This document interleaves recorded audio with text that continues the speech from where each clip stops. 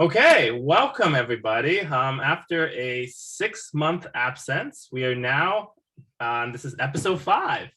We did 4 parts back last summer of options trading with Kevin. I am here to share with you my 10 years of knowledge and experience.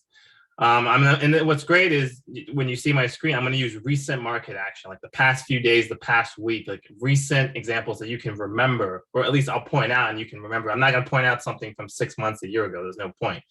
But thank you for all your interest in taking time to listen and engage with me. Just some background, because I know we have a lot of new listeners about myself. I'm self-taught. I've never worked. I don't have an experience at a finance company or a trading firm or a hedge fund or anything like that. I've been trading since 2012, mostly part-time while working full-time jobs. So a lot of you with full-time jobs, I can relate. And then since about 2019, so for the last 3 years or so, I've been trading full-time. This is it. This is all I do to live, enjoy life, make money. I don't have any other commitments work-wise. I have blown up many accounts. I have taken 6-figure amounts, 100,000 to 500,000 to zero. I've taken 500,000 to zero multiple times. And for those of you who remember from, I don't know which episode it was before, but I told the story about how I took $1 million to zero in a day, one day, not over a month or whatever, one day. Go back if you haven't heard my videos. I forget which one. There's only 4 of them. I'll go in depth more about that. But let's move forward, and you can listen to that if you're curious. But my point is that I've seen it all. Pretty much any mistake you've made, anything you've been struggling with, like I've been there at some point, so I can relate to pretty much all of it. Quick reminder for those who don't follow me on Twitter. If you go to my handle, Options with Kev, so Options with Kev, K-E-V, that's where I post tips, information on when my next webinar is, and that kind of thing, in case you heard it from someone else. And if you like this series, please, retweet, share, let people know. I want as many people as possible to benefit from my experience and knowledge. And lastly, if you're watching this recording on YouTube, please hit the subscribe button at the bottom. And also, I believe with the YouTube recordings, at the bottom of the window for YouTube, you have to select the highest definition video quality, because I'm recording on a very high definition, high resolution screen. So if you don't, the default YouTube settings set lower sometimes. So if you don't set it higher, my screen will look blurry. Someone told me about that, and I think that's the solution. Lastly, before we get started, I know this is all, but I have to say this disclaimer, the thoughts and ideas on this webinar, my Twitter account, and anywhere else where I express are my opinions. They're not investment advice. I will never tell you a specific trade to buy or sell, but the goal is to analyze past trades. We can talk about your past trades. We can talk about hypothetical general setups. We can talk in depth about how to improve your trading strategies and stuff, but don't ask me, what to buy tomorrow or something, and nothing like that. That's not the point of this. I want you all to be self-sufficient, not to just take trade ideas from me or anyone else. Okay, great. Let's get started. I'm going to hopefully spend about 30 minutes on teaching you how to fish. Exactly. I'm going to spend about 30 minutes on what I think has been important over the past week or so. Some important topics that I'm going to cover are charting levels, reading action, using horizontal lines, which is important for me, how to figure out supports and resistances. And I'll use some specific examples from the past week. One of the topic is avoiding FOMO, and then position sizing, how to size your position based on, for me, I've realized it's based on, you size your position based on your experience and your success, not on how much money you have, not on your net worth, not on any of that. And then afterwards, I will take Q&A. I may even invite some of you to answer questions or make an attempt to answer questions before I do, to see if we can get a discussion. But let's get started. Okay. So I'm just going to go through this kind of last week. There's been a lot of good action in the past week to demonstrate. But if you look, so this is E-Trade. It doesn't matter what platform it is much, but this is basically what I use here. This is the futures for the S&P, and pretty much this is my screen. You know, some people are really shocked. I don't have any line. You see here, there's no lines, no curves, no you know, VWAP, fibs, RSI. You know, none of that. You know, a lot of them have uses. A lot of them work to an extent. And if that works for you and you are trading well and making money off it, that's fine. But this is all I use. And the only thing I will use is horizontal lines. And what I mean is, as an example, right here, I don't have the lines. I actually don't draw the lines. I just have it in my head, but I'll draw it for you. What is this? Sure. But for instance, right here, this is Monday of last week, so a week ago. But if you draw like right here, if I can draw lines, this is what I would call a horizontal line.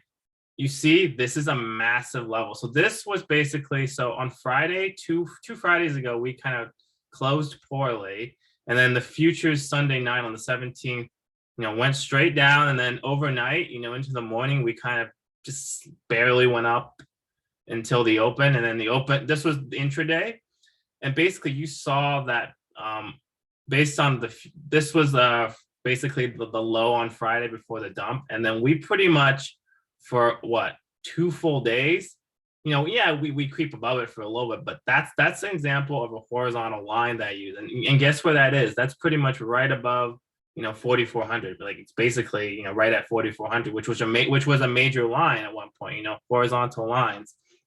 Another example, if I go to the NASDAQ, and this would have been, I believe, last Thursday. What date are we on? This is the right. Okay, last Thursday. So if you look here, at one point I said, and I posted this on Twitter, that 14,300. If you look here, you see this? It basically, this was the support here, and then we broke lower, and then here it was the range. You know, it hit 1, 2, 3, 4, whatever that is, 5, 6, and this was Thursday. I believe this was the Thursday open. And look, let's see, 9:30 on Thursday. And I remember posting, I think I posted on Twitter and in the power trading room, which I'm in, that this was huge resistance because, you know, you see how many times it failed. And that's what triggered the 100-point dump on Thursday in the S&P, and then again on Friday. And then basically, you know, we've been down more or less since. But basically, this is really all I use. I don't, like I said, I don't draw these lines out. But when I post major levels, this is what I mean. Zoom out, you know, I like the 30-minute. You know, when I trade intraday, I use like probably the 5-minute, but like when I'm in the morning and evenings, when I'm establishing levels, you know, doing my homework and my prep, I like the 30 minutes. I also use an hour up to 4 hours. You know, I zoom in and out. You want to zoom in and out and see all different views, but the 30-minute is good for like the past week. But you see how that 14.3, if you, and that dump right there, which coincides, let's see, I think it was 45. It would have coincided with the 4,500 on the ES on Thursday.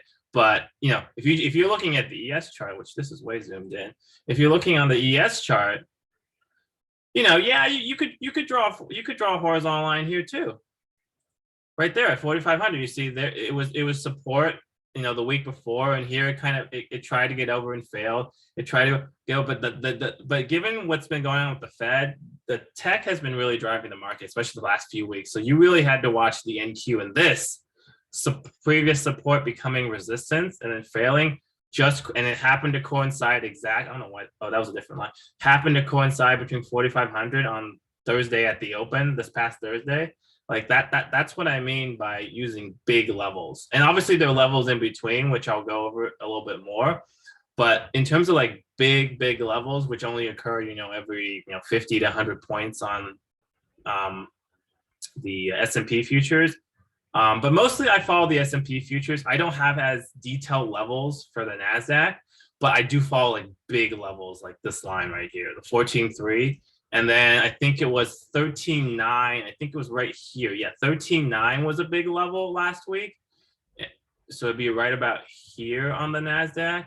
And you see how we kind of held it here. We broke lower, but then we kind of held it. And then once we broke lower and never even really made it, that, you know, that was kind of the beginning of the end. And same with 4,400. So like, you know, sometimes they're round numbers. They're not always round numbers, trust me.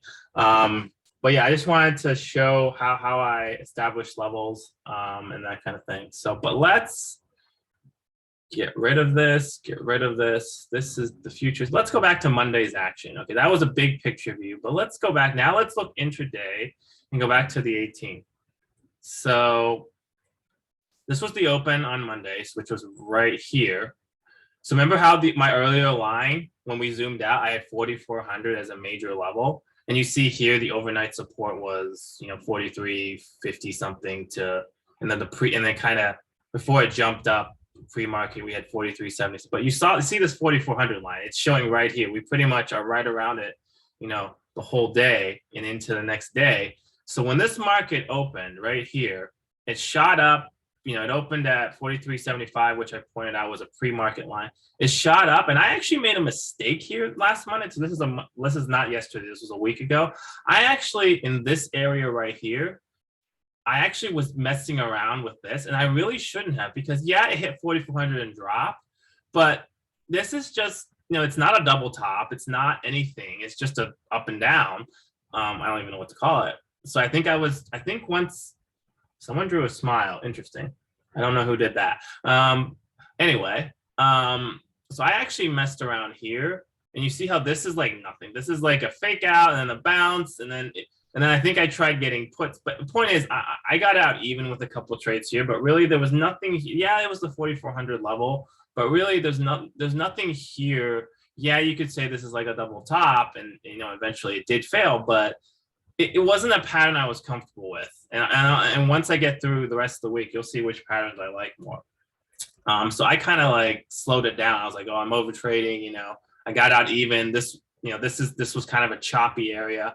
But what I missed, and this is Monday, middle of the day, you see right here, starting at 11 to 1, 2 o'clock. Let's just say, yeah, let's see, 11 to 1. Yeah, so a 2-hour. Look at that, a clean inverse head and shoulder. And again, this held the 40, you know, kind of the pre-market low area right here. And this, so basically, how you get into one of these inverse head and shoulders, and I don't mean an inverse head and shoulder on a 1-minute chart. This is a 5-minute chart, and you see how this inverse head starts like right here at 11 with a drop. And oops, sorry. And basically, it takes about 2 hours before the upswing, the real upswing starts. That's a good chart. You want something clean, kind of perfect looking, and the longer the period, the better. The longer term pattern always beats the smaller term pattern, in my opinion. So you saw this on a 1-minute chart, garbage, ignore it. But really, the entry on an inverse head and shoulder like this, and this doesn't happen that often, maybe once a month, twice. It's not every day you see a clean inverse head and shoulders over a 2-hour period intraday. The entry level is right about here at 120. Because you can't really enter here.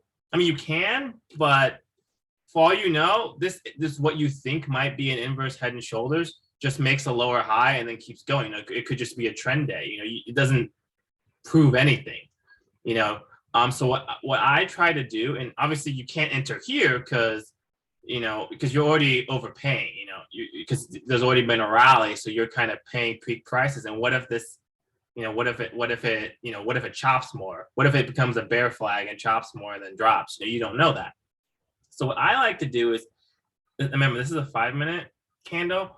I want to enter right about on this push, this candle right here. So once I kind of get to here and I see this drop, I'm opening an SPX call position. I don't remember what strike I bought. I'm assuming I bought a 43. Let's see, well, this would have been 43. I probably bought, actually, I don't remember what I bought, but actually, no, never mind. I forgot. I didn't buy because I missed this play. That's why I don't remember what I bought. But I would have bought something, you know, so the resistance was 4,400 high a day. So you would have wanted to buy a strike like 43.90 for $2 or $3, or 43.85 for, basically you're playing for a play back to 4,400, which is exactly what we got. So you want to buy a strike where you can make 3, 4, 5x on that. I don't know exactly what that strike would have been, but basically you want to enter right on this up push on this 5-minute candle. Once you see the up push and the SPX premium, whatever strike you're watching is reflecting that, you enter.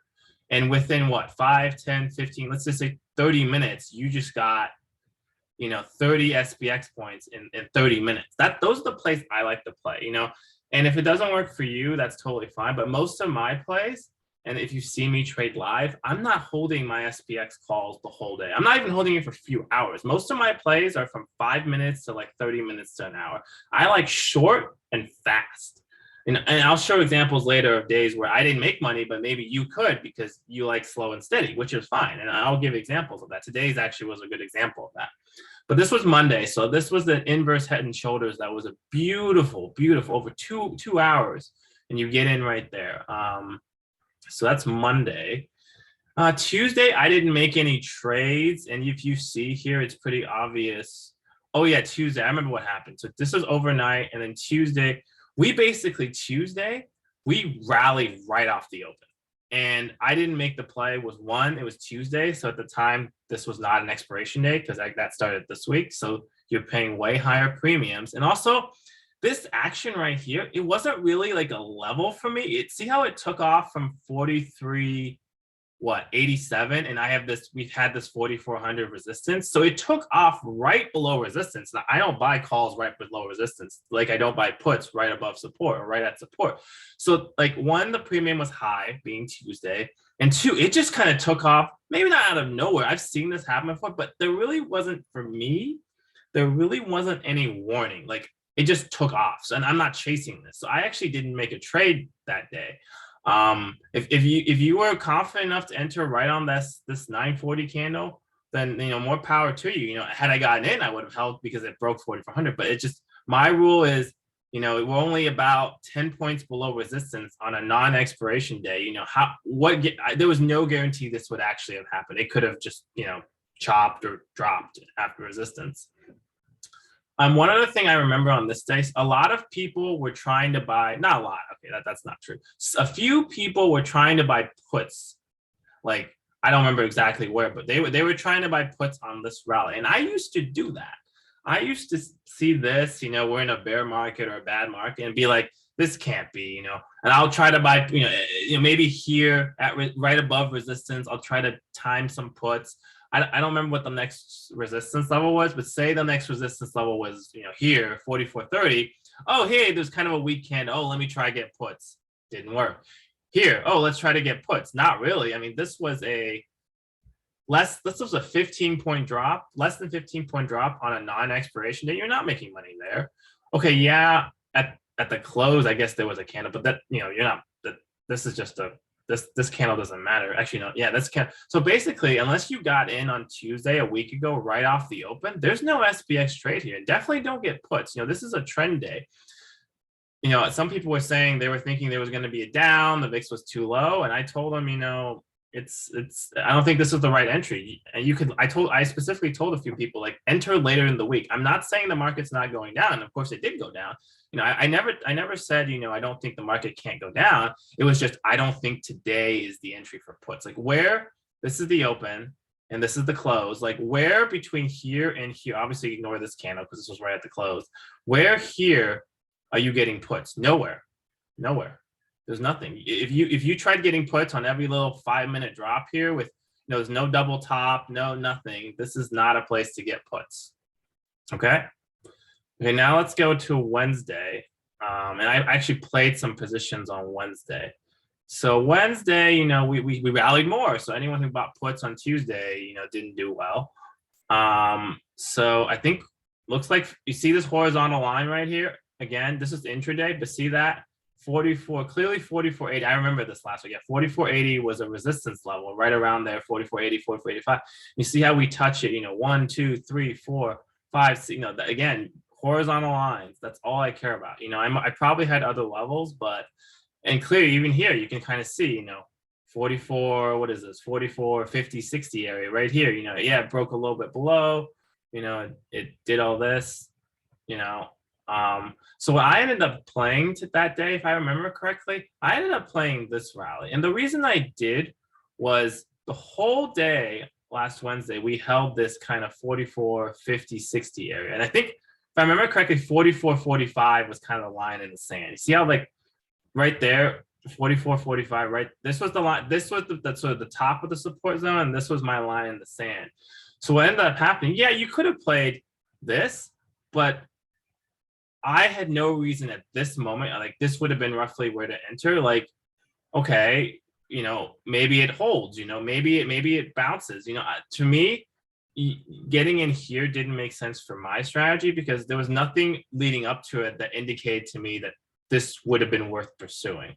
But what ended up happening is we broke below the intraday sort of 44.55 area.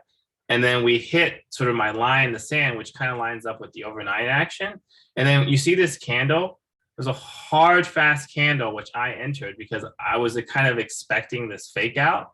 And then I entered for this push from 44.45 up to, I think I said here actually. So really, it was just a quick trade, 20 points. I don't think I made like a huge amount, probably a 3x, but I like moves off clear levels and clear patterns. This wasn't the best trade. I'll show examples like the inverse head and shoulder and others later that are better. This is just what I was comfortable in, And then Thursday and Friday, I actually didn't make any money off these big moves. I posted in the chat room and online that we were at. Remember, I said earlier for 4,500 and 14.3 on NAT and the NQ, huge resistance. But honestly, and I'll be honest, there are days like this was Thursday. No, if this was an expiration day, it would have been all over. But my problem is, okay, so say I enter maybe at this fail right here at 44.9. Problem is on a non-expiration day, I'm probably exiting on around 44.50, which held, the previous day. But the problem is, okay, I'm entering for about a 40-point drop. Now, if that's expiration day, that's great. You're going to make, probably at least a 5x. But on a non-expiration day, I think I was only maybe making a 2 or 3, probably not even a 3x. I think like a 2 or 2.5x. And, it's just not enough for that big of an SPX move. And, for all we know, it would have bounced. I don't recall a single person in the chat room online that was calling for a 200-point dump from Thursday at open. Now, I said it was a major resistance point, which I didn't think we were going to break to the upside. But, the 4,400 puts were won, and they closed on Friday at like 120 or whatever. I'll tell you when I don't see things, and there was no way. And at this point, once we get to here, I feel like I'm chasing this. How many 100-point back-to-back 100-point down days have we gotten? Ever really? Maybe during the COVID market, during at certain points this past year, but it's not a regular occurrence for back-to-back 100-point down days. So I actually didn't chase this. It wasn't an expiration. And I know a lot of people here. People were doing the opposite of Tuesday. Remember the trend day up Tuesday? People here, some people were bottom fishing or trying to catch a falling dagger. And I was telling people, I think people were trying to buy here, which is understandable because this was the support from the previous day. But look at this right here. This is the 5-minute. I don't know if people were looking at one, but what here signals bottom? There's nothing here. If you remember yesterday or the day before, this candle, nice. I don't know candle patterns, but whatever this thing is, this little the little wick that, and then like a fast shooting pattern like that. It's almost like a mini V. But if you go back to here, what there's nothing here. I remember people were trying to buy calls here. Yeah, you could have buy calls here, but you were trapped. This was nothing. This was just a little short cover. Whatever. There's nothing here. There's no double bottom. Actually, I don't think this was even a level. So this whole day, you can't, just like on Tuesday, you can't fight to puts on the upside. You can't buy puts. You can't buy calls when there's nothing. So I didn't make money, but I didn't lose money either trying to buy calls. And then Friday, kind of more of the same.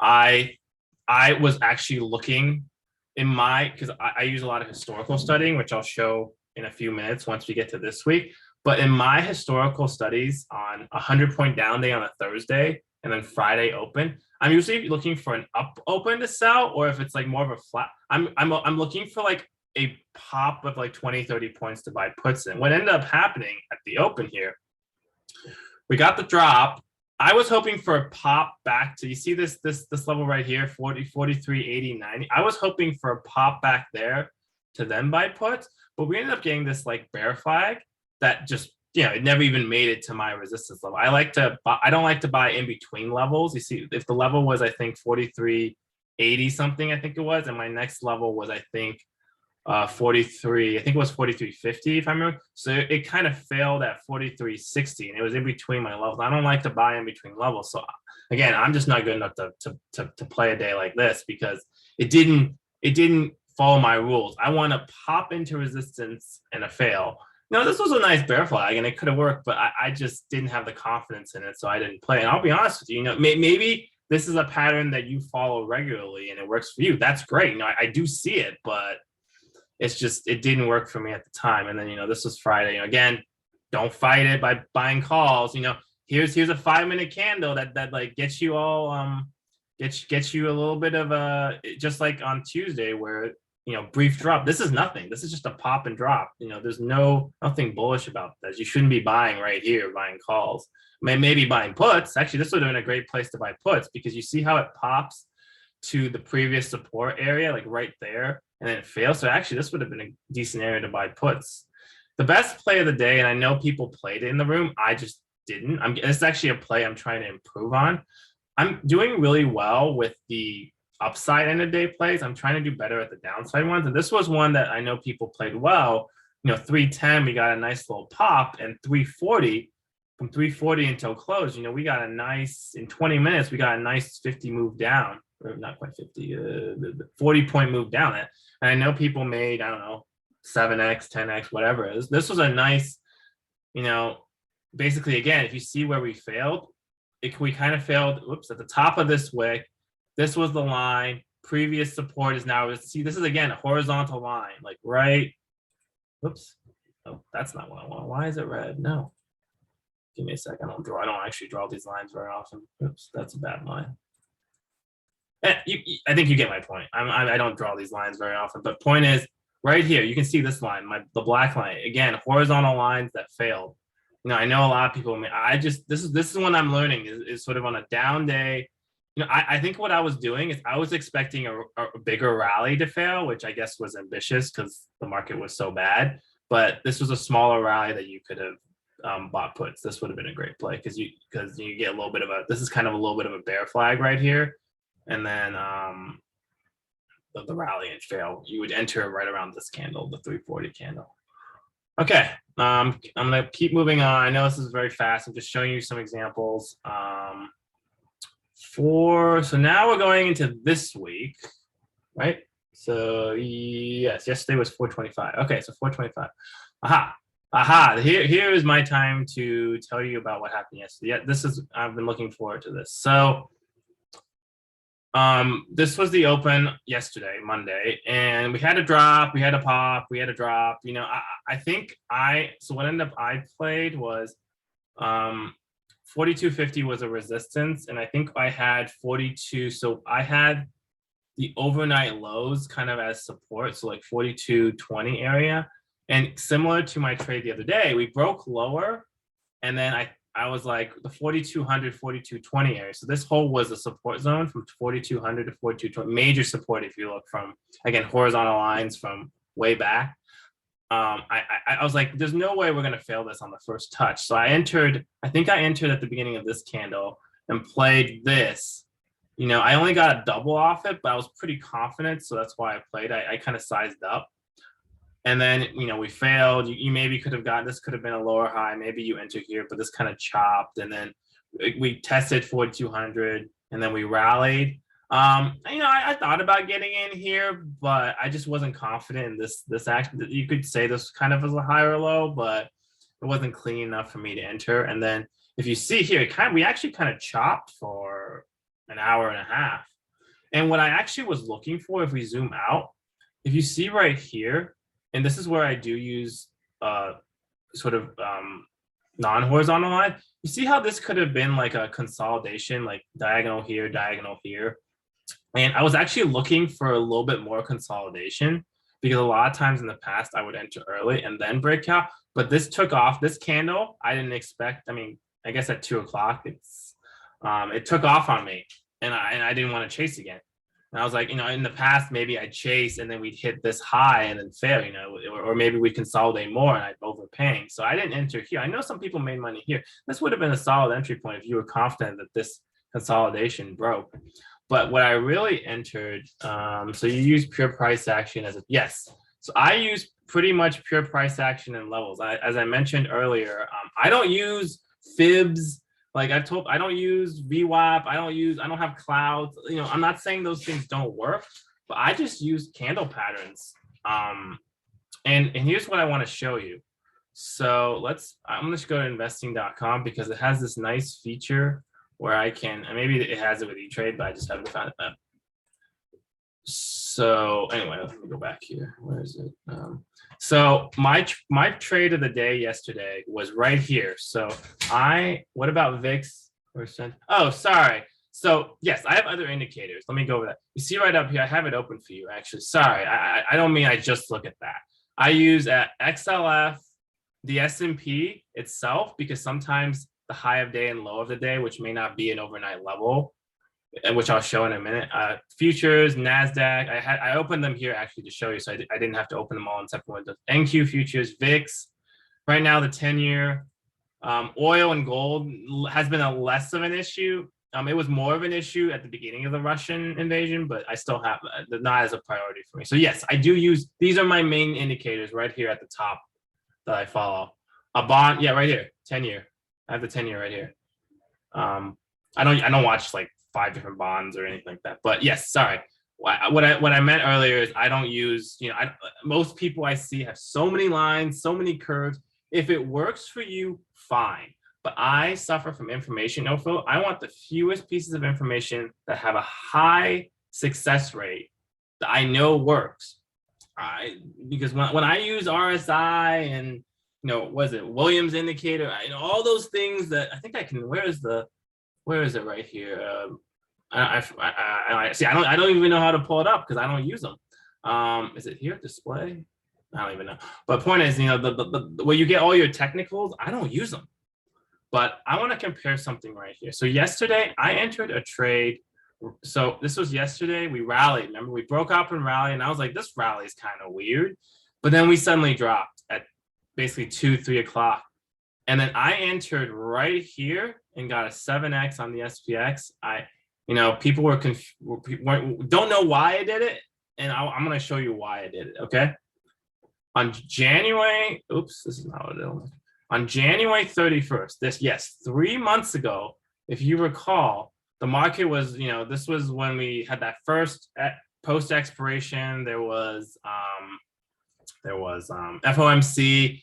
That week we hit, we were going up and down, but basically the week after on Monday, so this was the Monday, and all you have to watch is the post 3 p.m. action here. This is 3 o'clock right here.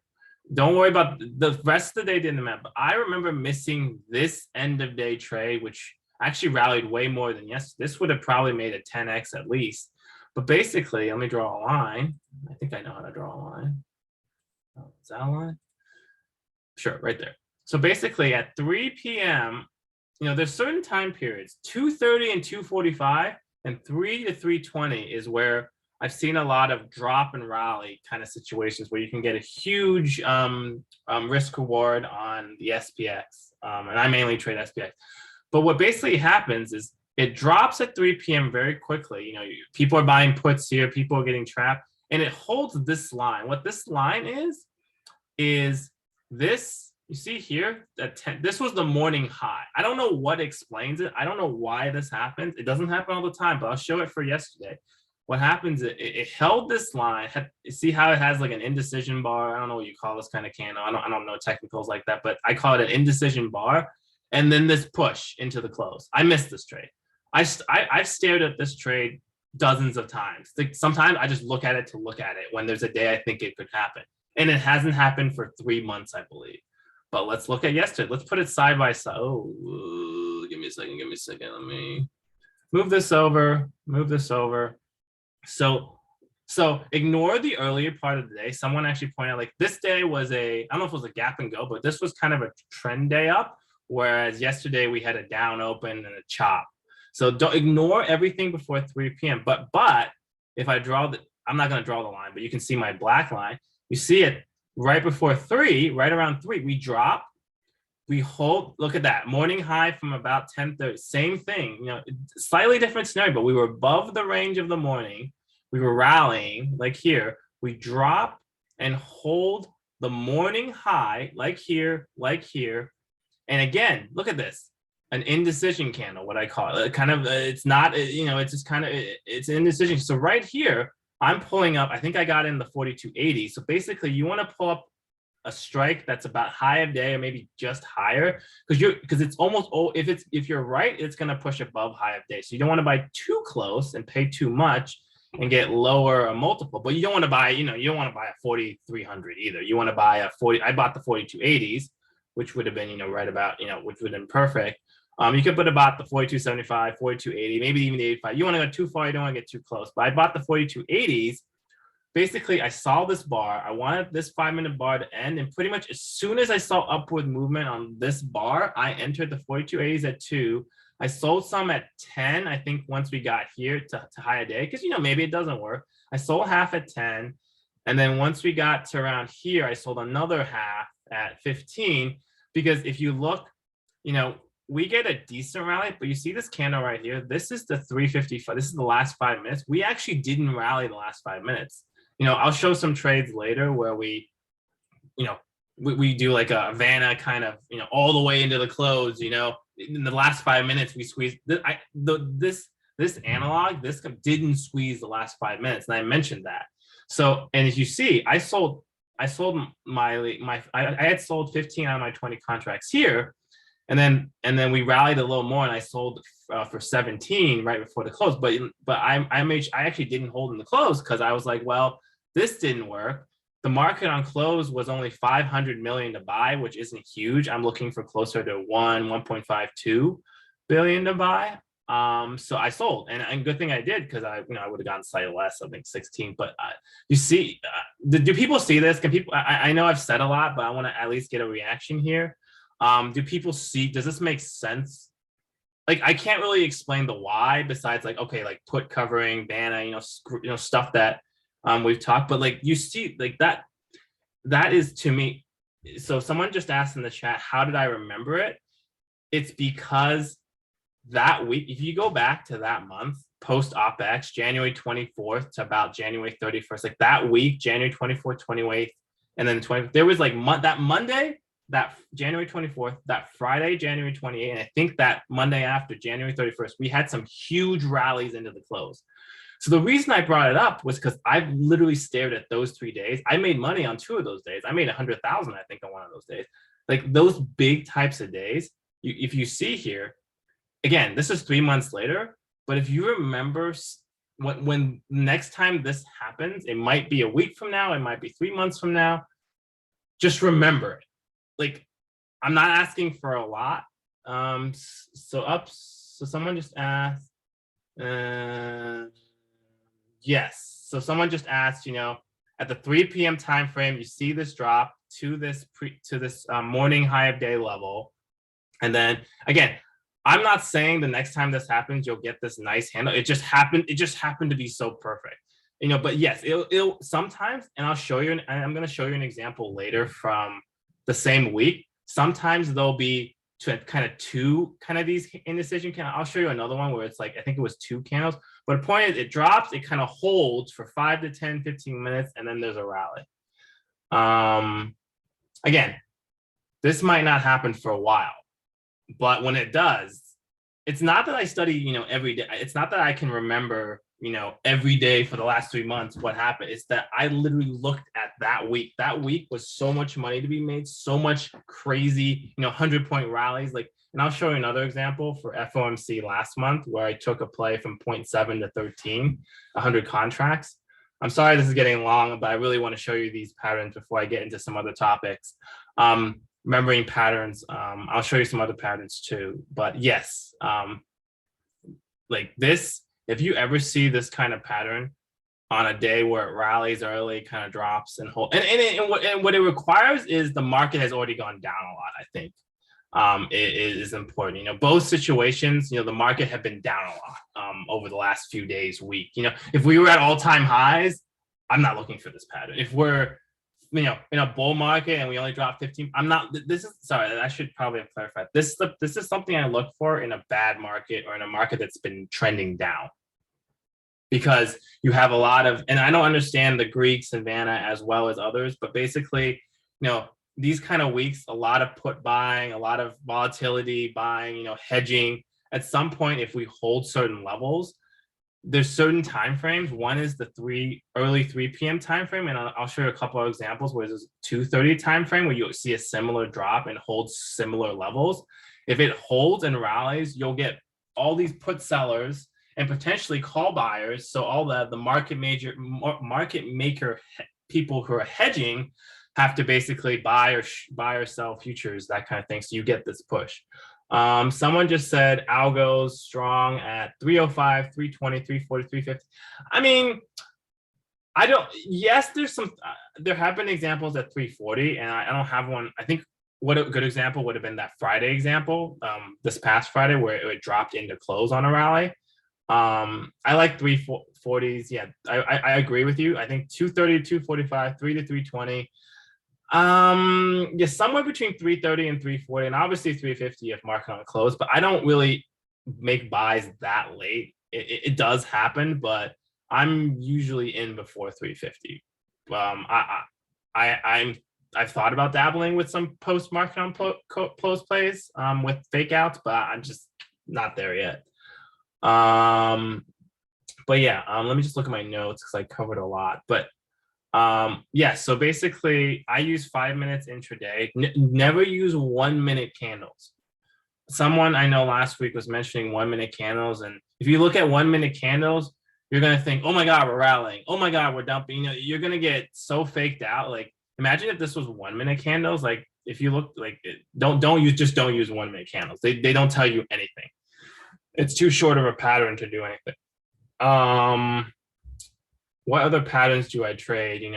Double tops, lower highs, bear flags occasionally, and I'll go over some of that in a minute. So let me look at other key dates, and I have to show this on investing.com. So this is what I mentioned earlier. Let me get rid of this. So I have some dates here. So 124. So actually I can just go because I'm already at 131. So this week, 124. I remember. So this was the Monday after expiration. Do I evaluate correlation of tech to bonds? A little bit. Yes, it has been disconnected. I don't think for intraday, minute to minute, like short plays that I play for 5, 10, 20, 30 an hour, I don't think bonds really tell me anything. Like if the bonds suddenly move like over like a day, half a day, a week really fast in that direction, I think it will impact the market eventually, if not immediately, then, soon that week. But if for intraday trading, I don't really look at bonds. Maybe there's something that people figured out, but I tried doing it. Didn't tell me anything. And remember, I use indicators that work for me that have a high degree of success. Using intraday bond action over the course of just like a small time period was not an indicator for me. I mean, yes, so when I'm in the morning and in the evening, when I do my morning and when I wake up and examine overnight action, and in the evening when I recap the day, I'll look at everything from 5 minutes to 4 hours. I use like 5, 15, 30, 1 hour, 4 hours, just to look at different levels and different horizontal lines. But when I'm looking at it intraday, when I'm trading, like when I'm doing all the trades, I mainly use 5 minutes. I like it. You can use 15 and 30, but I feel like it's not detailed enough. 1 minute is just crap. But to me, 5 minutes, it helps me avoid the fake outs of 1 minute or 2 minutes. I think there's even like 2 or 3 minute candles. But I think 15 minutes, sometimes you miss stuff from 15 minutes. You're not, for instance, I don't know, like this, like I'm not sure how this would show up on 15 minutes, but this was great on the 5 minute. But let me go. Okay. Well, I'll take some more questions later. I want to show you what happened on January 24th. This is not quite a recent example, but this was an important example. This day, This was January 24th. This was a great day so we opened, I think we gapped down. I don't remember. Yeah, it was post OPEX. So we gapped down. I don't remember how much, but basically, I wasn't, ignore the first half of the day because, we dropped, we popped. I didn't do anything here. I think I entered here because, yeah, 42. Again, if you remember from earlier in the webinar, I said 4,200 to 4,220 from earlier this week was a level. Look at that. We're right around 4,220 again. And this was 3 months ago. So if you draw that horizontal line on like a 4-hour chart over 3 months, there's your horizontal line for a major support. And this was this day partially defined that. But here, I used the 5-minute chart, and I kind of knew 4,200, 4,220 was a major support. We'd have to go even farther in the past to, before the bull market ended, I think, to find that horizontal line. But basically, when there's, I don't mean like every, I have other support levels every 20, 30, but this was a major support line. When there's a major support, I'm not saying as soon as it hits right here, I'm entering. No, I'm saying I'm getting ready to enter. When I see something bullish, and here, it's not really, it's hard to, this one's hard to define. This one's more of an art than a science. Basically, we kind of made a push. We kind of made a higher low here. It's not really a double, but there's something. I can't really define it. Maybe other people can. But when I saw this fast candle, I probably entered right about here. And I only probably played it for about 50 points because, we dropped again.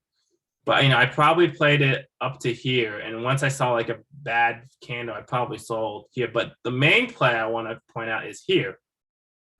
So what do you see here? Okay, from here, what is the most important chart pattern you can see? This is a quiz, since I should get some more engagement. From here, from the open, what do you see?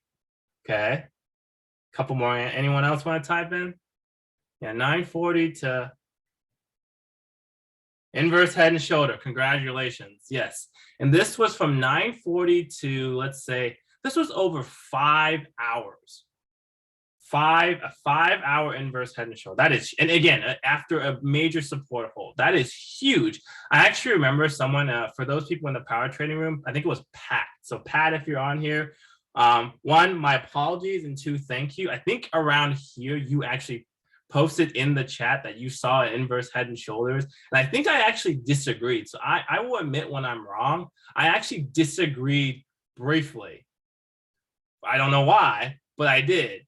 But then once it started taking off, I was like, crap, this is an inverse head and shoulders. So I think I got in a little late.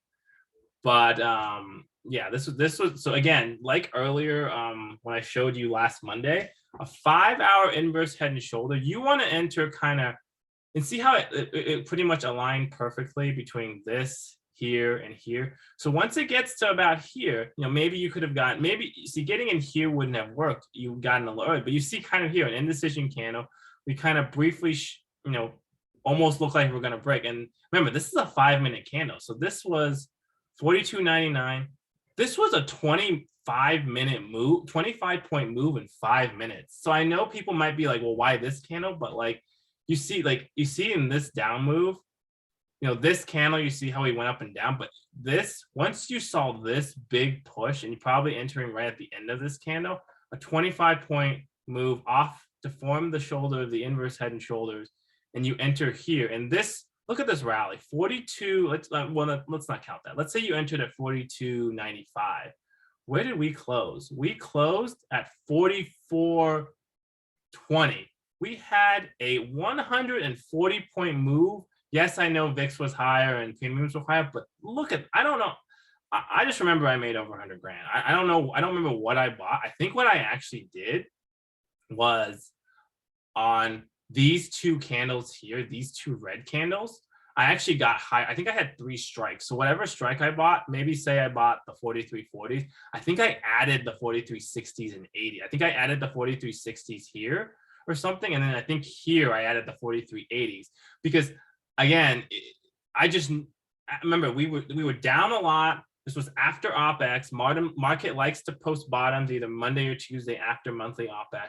Beautiful inverse head and shoulders, Vanna setup, pure rally. So at this point, I'm already hugely I'm already making a lot of money from my entry, here. And again, I'm sizing my buys in accounts where I'm not losing. So, if I bought a 5K position here, I probably added like a 1 or 2K. I'm not buying a full size ad, but I probably bought a 1 to 2K position, 2K position. I probably have a 10K position total. And I think I ended up selling my first buy maybe on somewhere around here, because I knew we were going to push above high a day.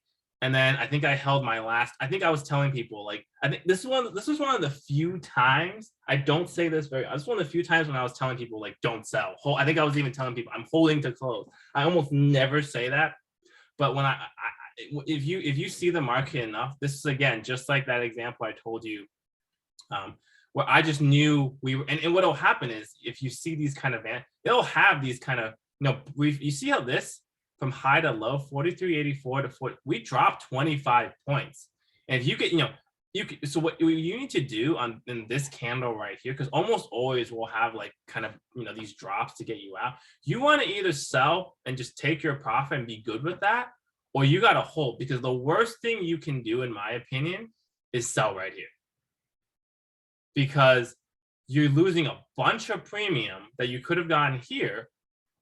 And you're selling before this. Look at this, 42.60. We closed at 44.20. That's a 60-point move in 20 minutes. I don't care how high the VIX was. I don't care how high the premiums were. Like I think I made a 15x here. I made 100K just from this move. And again, with the 10K investment. And again, I sold some layers. So I want to show this as an example. And again, how I read price action and how I memorize, okay, whenever there's a Vanna type situation off a major down move post expiration Monday, say, like there was going to be these, brief drops. Look, it dropped right around high, I guess, not, if not high a day, but the last high, the recent high, there's a little, what is that, 43.50 to 40. That's, again, 25 point drop. And then we have the push, 25, and then the rally into the, and this one, this was a huge Vanna situation. So you either hold until the close, or you sell right at 358, 359. Because the last 5 minutes, you're going to get, what is this? A push. So that's that. And I'll show 2 more dates because people have asked. So that was the Monday. And the same week, Friday. So I showed 131. So let's go to Friday, 128. I don't even remember what happened this day, but I posted it in my notes, so it must have been good. 128. Ooh, was this one? Ooh, oh my goodness. Oh, so this was similar. Oh, this is great. This is another example. Okay, so let me show this. So this was the open, right? Yeah, that's the open. This is the close. Why am I showing this example? I'm not even going to say it yet. Why am I showing this example? It's already been covered on this webinar. Come on, type it in. Why am I showing this example? Anyone? I guess people are still typing. I'll give it a minute. Okay, someone wrote cup and handle. Okay, interesting.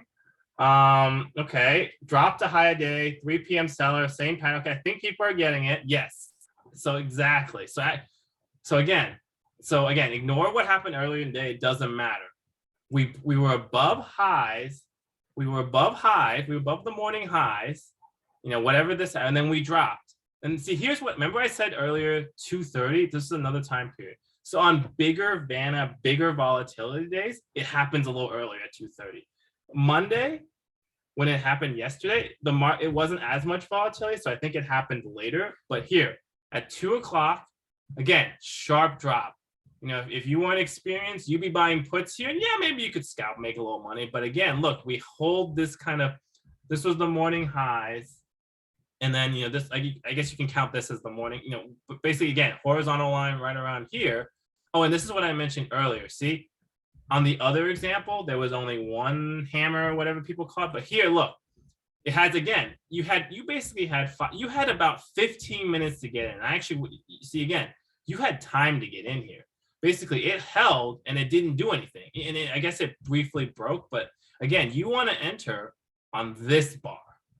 Because again, you want that first green bar. So you want to enter right around at the end of this, but maybe even that, you could wait a little bit, and then again, same thing. Look, 2 drops, 1 drop here around high. And then here, look at this, 43.97 this bar, and it dropped all the way to 40. It dropped again, another 25-point drop around 3:30, just like the other example. And then this one, you went right into closing. Again, I don't know exactly what strikes I bought, but again, if I bought multiple strikes, where to sell, and I'll kind of mention this.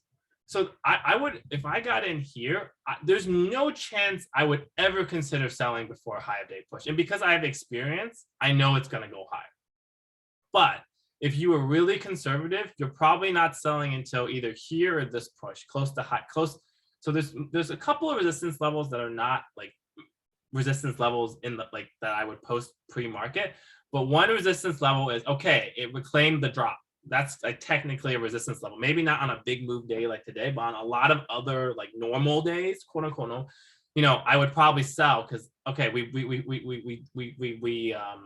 reclaimed the drop and we're basically a higher day. So basically, if you wanted to sell, you could sell here-ish. You could sell on this push, but don't wait until this candle drops here to sell because you just lost 25 points in premium. This is a point to add maybe if you have profits or you want to gamble for this another Vanna push. But again, look at that. This was put selling, probably some call buying, but look at that move. This was in an hour and a half, 43.30, an hour and a half, we rallied 100 points. But again, the reason I'm showing these examples, this was a special week that we had 3 days, Monday, January 24th, Friday, January 28th, and Monday, January 31st. We had 3 days of Vanna, whatever you want to call it, Vanna type action. And because that was such a huge week in the market, after the January, that was the first time we tried to rally, if you remember. One question is, how do you know that Vanna may appear or gamma squeeze, whatever you want to call it? And really it's some of these details I posted. So on 124, if you saw, we held that 42.20 area, right? If we go back, this was more important. We held this 42.20. We made this beautiful inverse head and shoulder. Remember, it's the post monthly OPEX January. You're looking for late day rallies. It doesn't always happen. I don't think it happened this past OPEX. It may not have, but especially when the market's been down a lot, that's a pattern. Monday post, look at it over the past, even last year in a bull market, when we had those OPEX week drops, Monday was usually a rally. If Monday didn't rally direct, we opened lower Monday and rallied. So it's certain days I'm looking for it, especially with again, we look at this. We dropped just that morning from overnight. We dropped 44. I don't even know 44, 30. We dropped 200 points in like 12 hours in the market. So a lot of people who have puts or buying volatility are in the money. So there's at some point they're taking profits. So and then again with how the market makers hedge, it's just certain days. It's you want high VIX, you want a big down move, you want certain days of the month where the market is more likely to rally. Usually Fridays and Mondays are best. Occasionally Tuesday, but the problem is, well, now we have expiration on Tuesday, so maybe you could do it, but I don't know if that's going to change how the market moves. And that. Do you maintain your conviction due to only one red candle each? The conviction basically, yeah, it's something like that. Well, basically, whatever this candle is, this indecision candle, or again, the other example on excuse me. I don't like using this, but it's great to go back in time. Basically, yeah, whatever that sort of level that we're looking for it to hold. Oops, I went too far. I'm so lost. But yeah, that's the right one. Yeah, whether it's 1 bar or 2 bar, but my point is it basically it stops going down. Right around this horizontal line. Again, it's not exact. You see how this was like about a 10-point range here. And then you're looking for that, okay, whether it holds it or whether it goes briefly below to fake you out, it recovers it, and then that next green bar. You're not entering here or any of these indecision bars. You're waiting for the push. Don't wait until here because you're late. But you want to wait until right about either at the end of this bar or the beginning of this bar. And then And then someone asked, hold for more upside. Yes, but remember, this is only special days, down a lot, high VIX, you know, and again, obviously don't go all in, don't oversize. You know, I would use a standard size, whatever your standard size, use a standard size.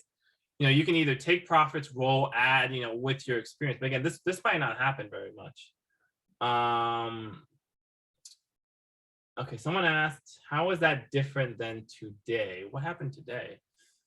What happened today? I didn't make a trade today, so I have no idea what happened. This today? This is today. And then I'll go to one more day, March 15th, FOMC. I'll look at today and I'll go into there, and then oh, that's right. I haven't covered this week. I haven't covered today. That's right. I went to Monday. So today, yeah, that's right. I was going to cover today, and then I was going to cover March 15th, and then I'll go into other topics. Sorry, this is going twice as long as I thought, but we'll get to Q&A soon. So today what happened was we had the rally yesterday that we played. Yeah. So yeah, today I actually didn't make a trade today. And I'll explain why. I think there were opportunities today, but not for me. I made 30,000 yesterday on my 2 SPX trades. So my goal every week on an average is to make 10 or 20. So I made 30 on first day of the week. I'm not looking to force anything. If I have a losing trade today, I'm pissed. I don't care if I lose $500. It's because like, why did I force something? But anyway, let's go today. So we rallied. Remember yesterday I played this move for a 7x. We rallied, we held, we kind of dropped overnight, and then at the open we just dropped. Again, like last Friday when I told you I was kind of looking for a push. Basically, you know, I could have done this. You know, I was looking for a push. I did have 42.50, you know, 42.50 area as a resistance. So you could have entered right here. So you would have entered in the middle of this candle. You know, some people wait for confirmation until we drop, but I like entering a little in between. So I would enter at the middle of this candle. So you could have played this for some downside, but the problem is, and I would say, you know, my opinion is probably the reason I didn't play it is even look, instead of, you know, the trades I showed you before where it was more straight vertical or you know, when I do play puts, more straight down. This was kind of a trickle down. I'm not patient. You know, you see people who've seen me trade live, I can make, you know, 5x, 7x, 10x in 30 minutes, 5 minutes, an hour. This, you would have had to hold, you know, to get to the bottom, you would have had to hold for almost 2 hours. And you know, that's fine. I don't remember what multiple, but this was basically a 50-point drop in 2 hours. I think you would have made, you know, decent multiple, 3x, 4x maybe. Because wait, no, my bad. Sorry. Today's Tuesday. No, today we had expiration, but the premiums were a little higher. So it was expiration. If this was not even expiration day, you wouldn't even have made like a 2.5x. But because today was expiration, but the premiums were high, you know, I think the 42.20 puts were like $5. So you could have gotten maybe a 4x here. Not bad, but you would have had to hold through all this, you know, and I'm not good at holding through this. Another point where you could have bought puts here. So it was interesting here at 12 p.m. we got this push for 30 minutes and right at 4,200. Remember horizontal lines. This was a support since yesterday, since January. I did not buy calls here because this, what is this? This is nothing. It held and bounced, but there was no double. I mean, yeah, you could maybe, some people might think this is a double bottom, but I don't think this is a clean double bottom. We didn't have a higher low. It just kind of, you know, maybe some short covering, whatever. I don't know what explains this, you know, whatever it does. And then we failed. And the reason I didn't buy here, because I just didn't see anything. This wasn't good bottoming action. It was, and then, you know, if you played it perfectly, yeah, you could have entered and got, you know, you only got a 30 point, not even a 30-point bounce. Here, I'm showing you 100-point bounces. I'm showing you, you know, 30-point bounces at the end of the day, 50-point bounces. This is, you know, early on, you know, middle of the day. So the premiums were still a little high. So here you see kind of a double top. And here, you could have entered puts. But again, the problem is, you saw earlier, I showed you these kind of indecision, kind of like, hey, here's your time to get in. Here's your time to think about getting in. You know, you get time to get in. Here, who knows? What if this was a higher low and we break higher? You know, when you see this candle right here, like when you're seeing it live, you're not, you know, by the time I realized what was happening, you know, it would have already been here. I missed. So I didn't want to chase. And look, we didn't. And I knew that 4,200 was still a support. So if you enter here, you're only getting 20 points. That's not enough for me. I don't play for 10 or 20 points. You see me, I'm playing for probably at least a 30-point move. Occasionally I'll play for a 20, 30-point move, but if I'm very convicted, but here, excuse me, let me drink a little water for a second. I didn't like this candle. It was too fast. I couldn't get in. And again, it kind of chopped. It chopped. Look at this. It broke down. And look, we chopped for another hour and a half. And really, if you look from this 10 p.m. drop until here, almost 5 hours, we were chopping in kind of a 30-point range. So we were in a chop zone. So when I saw, that's why I didn't enter here, because it looked choppy. And then again, I didn't enter here because we still have this support. And I was just like, I don't see this support. If it does break, it'll break end of day. I didn't see this support breaking. And here's another thing, tidbit. I swear I'm going to say this and it doesn't work. The market doesn't usually break major supports during like the lunchtime hours. Like between like 11:45 and like 12:51, like it's very rare for us to break lower days, major support, in that hour. Most drops occur overnight, earlier in the morning, or later in the day. So that's another reason why I was like, well, only about 15, 20 points above the support. There's not much value to be getting here. And then we chop. And here is an example of a play that I'm trying to get better at, is at the 3 p.m. bar. So this happens a lot, kind of in reverse. You'll get, and usually I was hoping for a bigger rally, and usually you'll see either a bigger run, but here we have a little bit of a bear flag, I guess. But you'll see kind of a rally into 320, kind of the inverse of what I showed you before. And then right around the 3, usually it's between 3 and 310. If you see like a fail, we'll drop into close. Now, granted, this wasn't as violent. It kind of dropped, it chopped, and then it dropped. So it wasn't, you still could have made, good amount of money, but it just, again, this is a play I'm trying to improve on. And it just I wasn't so sure. We broke, and a lot of people played it, but I just wasn't so sure we were going to break, especially with all the major earnings that were after hours today. I'm like, maybe it's just trying to scare us into 4,200 and pin at 4,200 right here. And then, we rally. I just, with the events after hours, major earnings, big support level for, it just wasn't a setup for me. I don't buy puts that close to major support. Now, if we had rallied and failed, what I was hoping for was a rally to 43.20. If we had rallied like up to here, then I would have bought puts, because if we pinned at 4,200, I would have bought the, 42.15s at, 2 or 3 and gotten, a good 5 to 10x, probably not 10x, but like a 5 to 7x. So these are my rules. I'm not saying you have to follow them. Obviously, some people played this and made money. And if you can identify this consistently, the key thing is don't try to look for the next 5 expirations. I'm looking for, I want to post what I deem are high setup, high quality, high conviction, high success rate setups. So to me, I wasn't confident enough, so I just didn't play. Now, other people thought we were going to break, and that's great. But remember, a lot of other times, I've seen this many times, we'll get to here, or even on what will happen is on the market on close, we'll get here, and then we'll rally. Or maybe we rally, and then we pin at 4,200. So that's why I didn't play this. Hey, it worked, but I'm not good enough to play this yet. Maybe I'm learning, but so anyway, so the last thing I'll show before I move on, someone asked to see FOMO. This was my trade of the year, 20x. So let's go to March 15th. And remember the backstory of March, we dropped into this FOMC, sorry, March 16th, Wednesday. So give me a minute. Is it doing it? It's not doing it? Whatever. Oh wait, we're in March. I'm dumb. We're already in March. What am I doing? Am I done? What is going on? Why is it showing me? Give me a second. Let me refresh this. Something's on. I love investing.com because I can just go back. It doesn't go back forever. It goes, I think it's like the last 6 months. You can see 5-minute candles, which I love. Let me try this again.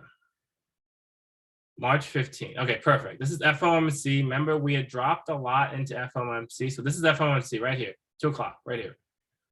And that day, I had 4250 as major support, and I don't remember what the resistance was, probably 43 something. But again, the action going into the day, we were down a lot, but Tuesday we had rallied into it. If you can go back and look. And then going into the day, we rallied a bit at the open, and then we kind of, this is not a good, I don't know what to call this, but this is not, some people might think this is bullish. I think this is the longer, if it's brief, it could be bullish, but the longer this lasts, I think it's actually bearish. But basically, we kind of started dropping into FOMC, and it's not the greatest sign. But then right here, once the news broke, and here's a key.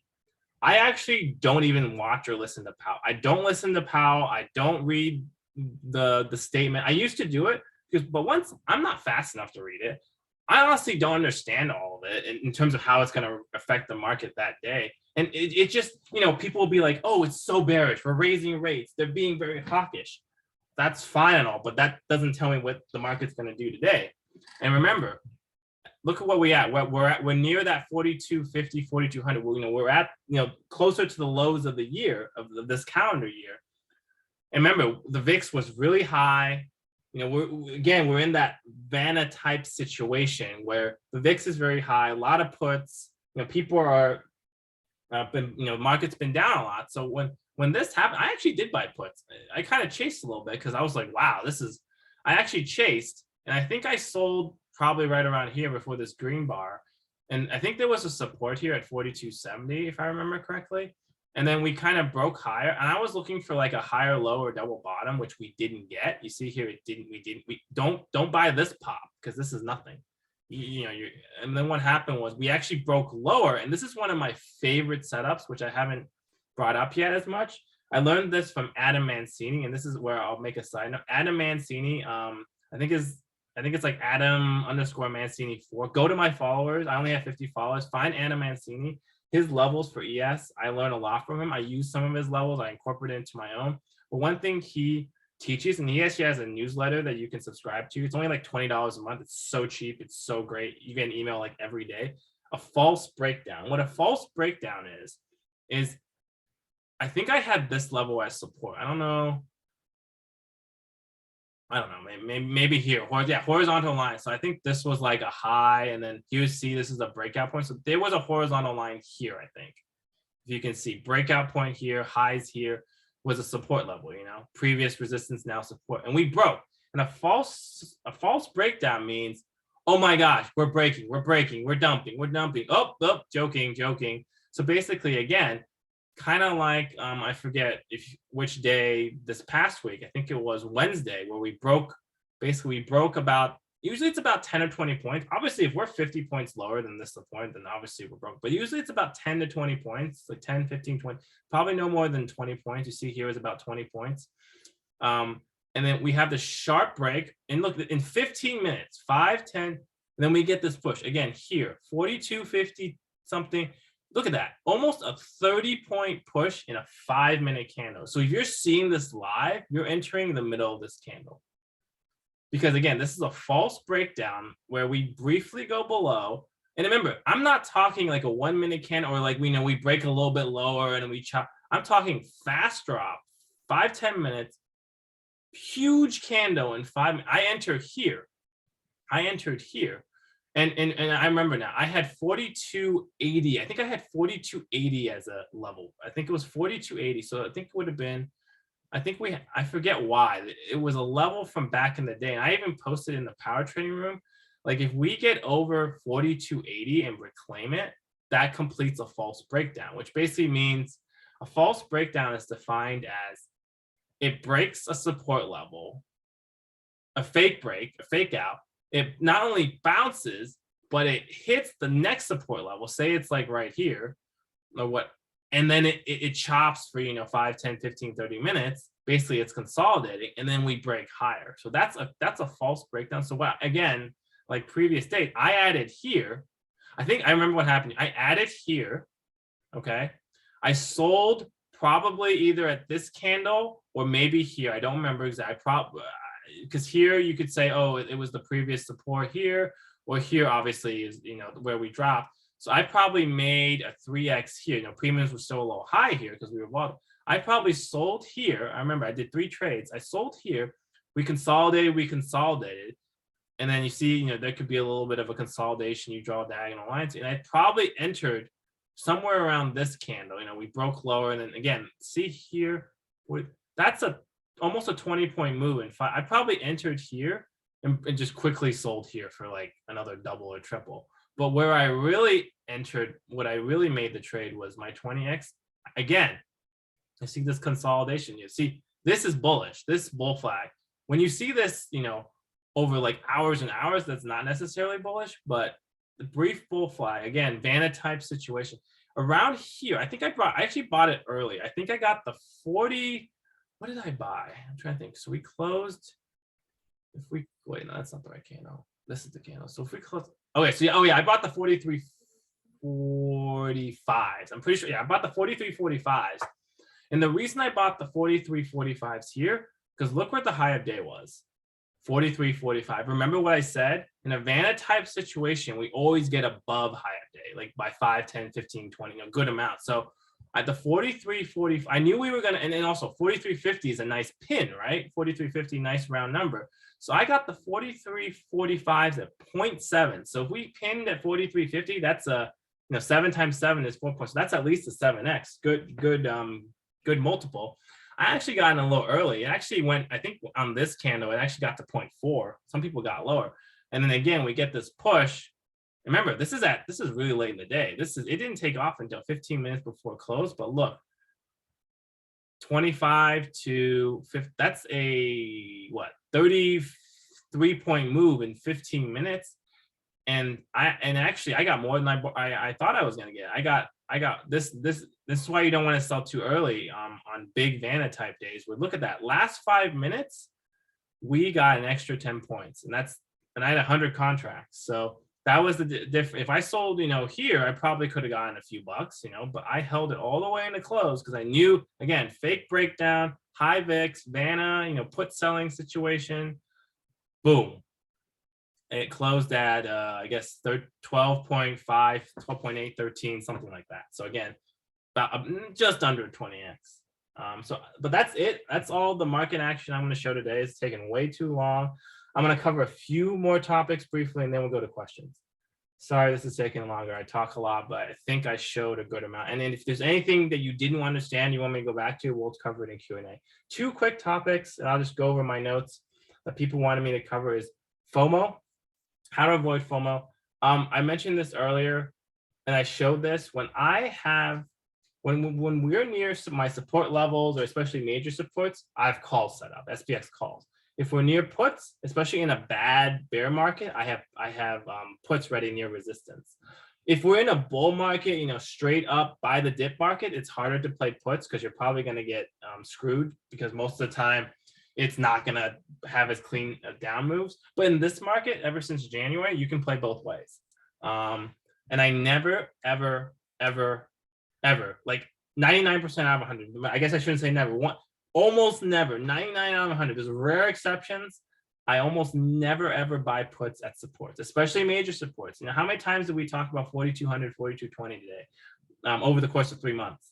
I'm never buying puts at supports. I'm not, that doesn't mean I always buy puts at resistance. I don't always buy calls at supports. As I showed you from Thursday and Friday last week, when it was just trend down, or last week, Tuesday, where it was trend up, you have to have good bottoming action or topping action, like what I've showed you.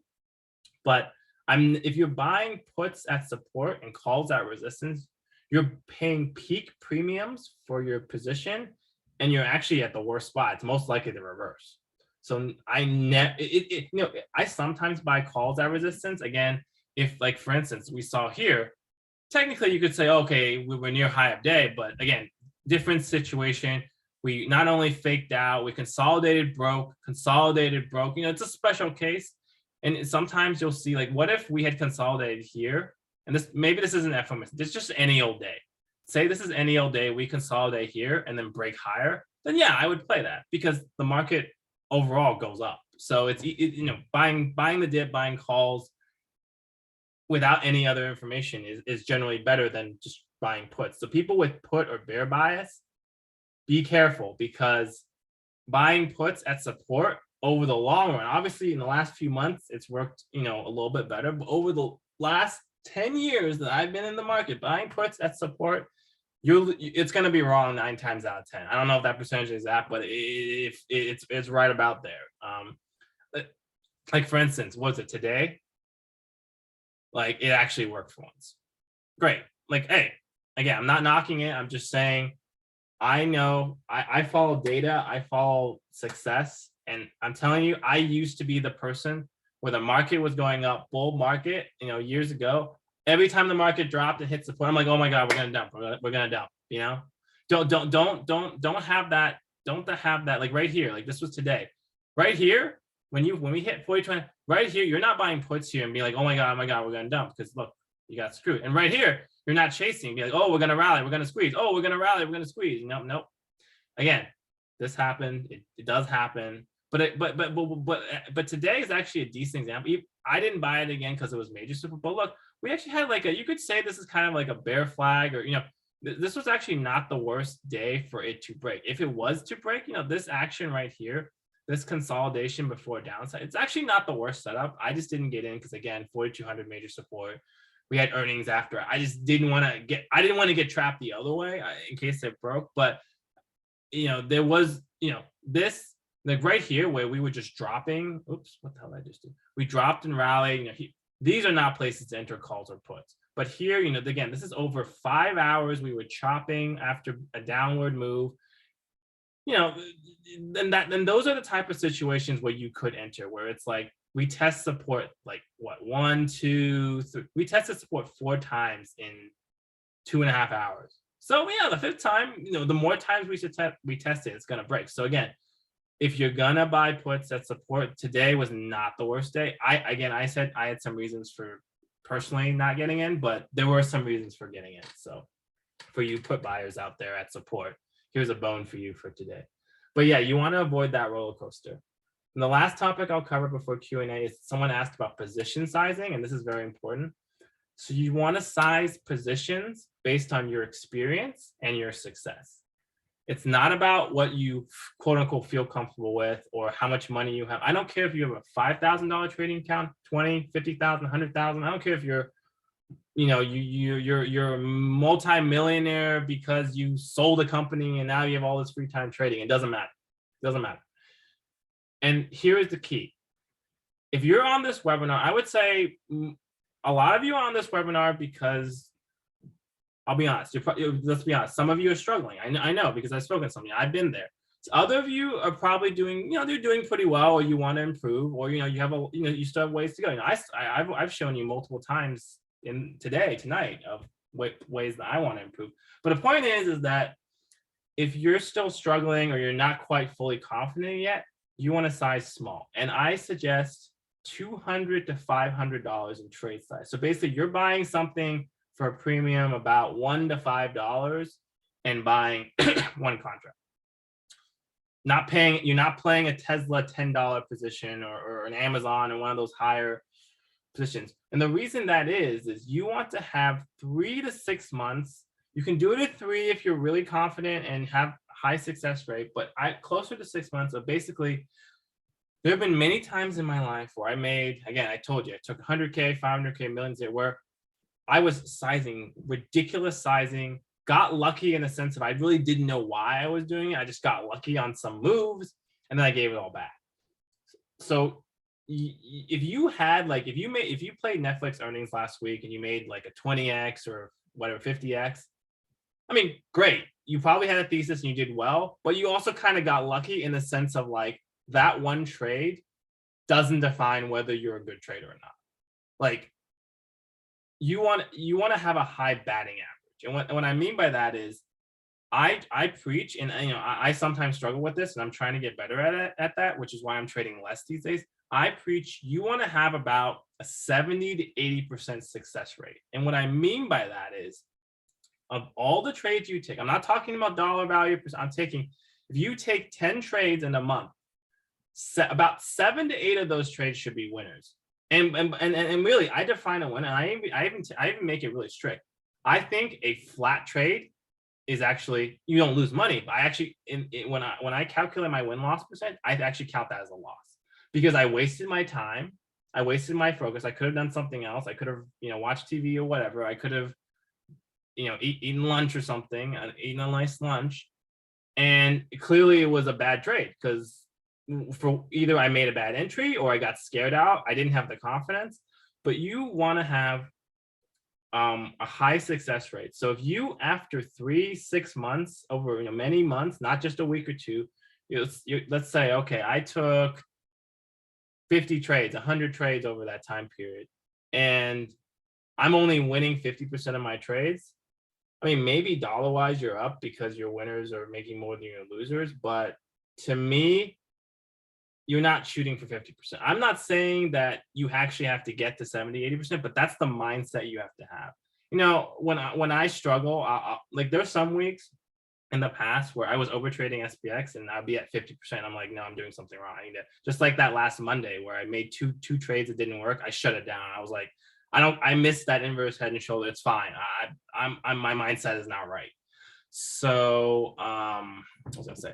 But yeah, you want to shoot for closer to like say 2/3, 66%, 67% to 80%.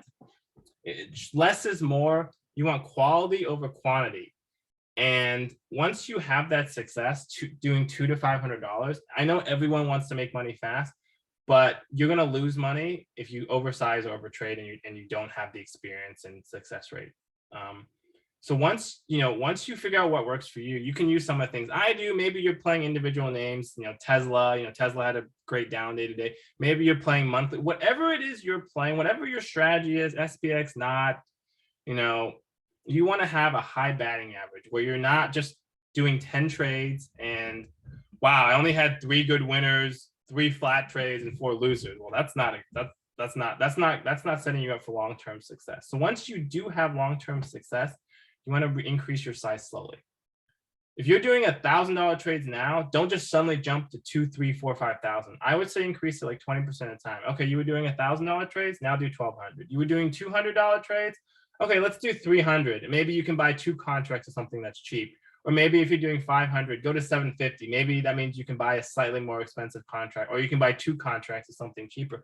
And the most important thing, and I learned this, and this is partially why I took my account to 0 so many times after having, 6 figures, is at some point you're going to reach an absolute max. And what that means is you're going to increase, you're doing well. You're going to hit a dollar value where if you go any higher than that, you're going to be too impacted psychologically to trade well. And as an example, I'll briefly mention, my average sizing is about 5,000, sometimes a little lower. Sometimes I'll go higher, 10, 20, if like a special case. I better be right about it if I'm increasing higher. But my size is 5,000. I've traded 20,000. I've traded 50,000. I once had a $400,000 position on a same day expiration. And that's how I took $1 million to 0, right? Stupid. But my point is okay, if I have a $5,000 position, let's say you have a $1,000 position. As I mentioned, when I enter these trades, like that one I mentioned, sometimes the trades get cut in half, or sometimes you lose $1 or $2. My entries are not always perfect. Sometimes I enter and it just takes off. Other times you have to wait 5, 10, 15 minutes. Maybe you entered a little bit early and it drops, 0.5, 1, half, usually not more than half. My point is, if you're comfortable with $1,000 and you drop, 20%, 50% before your trade works, you're losing $200, $500. No big deal. For me, I'm losing $1,000, $2,000. No big deal. Problem here is, let's say you're sizing 10K, 20K, 50K. If I'm sizing a 20K position and my positions drop by 1/3 or 1/2, I'm suddenly down 8K, 10K. That's meaningful, even to me. I have a good account size, but that's still meaningful to most people. People with a larger account size, $500, $1,000, even like a few thousand, that's not that meaningful. But once you're getting closer to 5 figures and above, and that's what I mean by an absolute max. If I have a 20K or 50K position, I'm losing 8, 10, 20K just from my trade hasn't quite worked because I got in, not early, just, you can't get in perfectly. I'm going to panic sell. I've done it. So that's what I mean by, at some point, if you have consistent success, you increase, at some point, you're going to be like, this is just too much, because I can't hold it for 5, 10, 15, or maybe an hour. Maybe for you, it's an hour a day if you're buying monthly, whatever. If it's a longer time period monthly, you're going to hold it for at least a day, probably a week or so, a few days a week. You're not always going to be in profit, but you have to size it in a way where you have to give it a little time relatively to whatever, position you're playing to work out. So less is more, quality over quantity. And I always say, you only need 1 to 5 good trades a week. I've talked to people where they made 30 trades in a day and they lost money. I'm like, what? Like, I'm just like, what do you expect? Like that's just, it's there's nothing you can do. I made 2 trades yesterday, and I made 0 trades today, and I'm up, with what I'm up 30K from only putting in, less than 10K, I think. So less is more. If you're struggling and you're doing 5, 10, honestly, if you're doing more than 5 trades a day, you better be doing well, because you're over trading. Okay, that's it. That's all my notes. That was a lot. I'm gonna go over some questions in chat first, and then I'll open it up to people asking questions on the mic. If you want to, we can talk. We can literally have a conversation. I know we're going a little, I wanted to end around 10, but if we go longer than people here, I'll still hang around for a little longer. But let me answer some questions. Let's see, I was ignoring some people. How can we stomach small swings against your trade? And what brings you confidence for your trade entry? Well, the second part about confidence is some of these patterns I've shown. That this Monday from last week, that beautiful inverse head and shoulders over 2 hours. That was a pattern that had time. You didn't have to just, be ready for it. Like, you had to be ready for it when it happened, but you had time for it to play out. Patterns like that. And in terms of stomaching small swings against your trade, I think I just answered that question. Size really small. If you're not comfortable, if you don't have conviction, if you're not sure like I am on some of these trades, size $200 to $500. You can't really go lower than that, because one contract at $2 is $200. You wouldn't be able to buy a lot of plays. If you really only have, if you don't have even 5,000, if you have $5,000, you can do $200 to $500, I think. But anything less, if you only have 2,000, it's going to be hard to trade options. I would say at that point, I don't usually advocate paper trading, because I don't think it's the same psychologically, but you might have to. But most people, I say, like, buy one contract of something with $5 or less. And, again, if you're down only a few $100. And I think for the vast majority of people that I know in options trading, a few $100 is not gonna, it's not gonna affect whether they can pay rent or anything like that. If losing a few $100 affects your ability to pay rent, buy food, then you need to save up, or paper trade. You're risking too much of your whatever you have cash on hand. How do you define major support versus minor or lesser support? Is it the number of touches on a horizontal, gut feel, volume shelf, etc.? Well, major supports are defined over longer time periods. So let's go to this 4-hour chart. So keep going. So if you see right here, and I'll draw another, that's not the line I want to draw. Go away. You see right here, now granted, we broke lower. This was the day of the Russian invasion. So it was, I don't really count that, because that was like a really weird fluke kind of special case. But if you look here, right here, green, this was right before FOMC. This was the week of FOMC, and then we had this round. But you see how, look, horizontal, even here, we kind of held, briefly broke lower, and then recovered it almost immediately. So this was kind of a false breakdown. But a major support is defined by, a resistance or support line, especially a support line that's from a longer time period. Look at this. This was from over almost 2 months ago, a month and a half, 2 months ago. So that's major support. And if you look, up here, again, here, I forget what happened here, but I cannot draw today.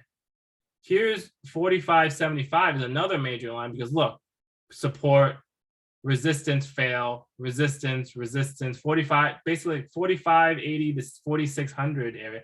Yeah, we trapped some bulls here. It does sometimes trap, but even here you see fake out on the bull side, major, and here, and then here, I think I showed here, this was 4,500 where we failed last Thursday. Again, a lot of touches. I'm just gonna get rid of this. I don't like a lot of touches. Same on the NASDAQ. I'll just show it here since I have this open. Zoom out a little bit. Oh, this is okay. So right here, this was over the past week. So this wasn't quite a month and a half, but right here, this dotted line horizontally, previous support multiple times, now became resistance 1, 2, 3. Look how many times we failed that. Yeah, we could have broken higher, but honestly, in this market with the Fed, again, in a better market, maybe you can play higher, but this is one of the few times over like a course of a decade where you can have a more bear bias and be right, be in the right direction. But no, this was a major, and look at this candle. Granted, it's a 1 hour candle, but see how fast we popped and dropped. This is actually a good example. A fast pop. I think this is why I played puts on the Wednesday here. Fast pop and drop off resistance, like super fast. That's a great way to get it because we just failed like that. Do I use investing.com? Sometimes if E-Trade's giving me issues. Can I show my trading setup? I won't today. If you go to my past, my pinned tweet on Twitter, actually, no, it might not be pinned now, but I'll post it later. Or if you go to my earlier tweets, actually, sorry, I know. If you go to my Twitter, top of my Twitter, YouTube link, go to my video from either episode 3 or 4, I show my trading setup. I don't have it here today because I wanted to use investing.com because it lets me go back in time really quickly. So yeah, you can see my trading setup then. If you could go back in time, what would you tell yourself on day 1 to cut down your learning time? I actually thought about that today because I trade by trial and error. I'm not a person who's very intuitive, or you can just kind of tell it to me, or I can read it in a textbook and learn it. I had to make all these mistakes. And like I said, I stared at that January 31 action probably dozens of times in the last 3 months. And yesterday I was ready for it. So I would just say study hard, do a lot of studying before the market and after the market. After the market is important because pre-market, I'd look at the overnight action and just, readjust my support and resistance lines if there's news. But after the market, I look at, okay, what trades did I make? Did I make the right entries? Did I make the right exits? Did I buy at the right time? So then I evaluate, okay, I made good trades that I should have made. Oh, these were bad trades. And then I also look at, was there a setup that I missed? And I don't mean like, there was a trade that went 10x, but I had no business getting in it because it's not a ticker that I follow or it's not a setup that I trade. That's fine. I'm talking about there's a setup that fits my strategy and I missed it. So I always recap at the end of the day. I would say study what you did right, study what you should have done and you did not do, and study what you did wrong what you did and you shouldn't have. So yeah, so you want to have your positives, your false negatives, where and then your false positives, I guess, where it's like, what you did right, what you missed out on that you should have done, and also what you did wrong. Those are the 3 things. Okay. Someone posted, I've noticed I've been better at choosing high quality trades, but I find myself selling too early. Oh, this is a good question. What do you suggest? Do I roll up, down, buy another strike, another day, etc.? So in the past, when the VIX was lower, or on some of the days I showed you where we had like 100, 200 point, especially on banner days, you can roll or buy another strike. But in this relatively high VIX market, it's hard because the premiums are much higher. What I tell, and this is a good question, and this actually answers kind of the previous question too about what I tell myself from day 1.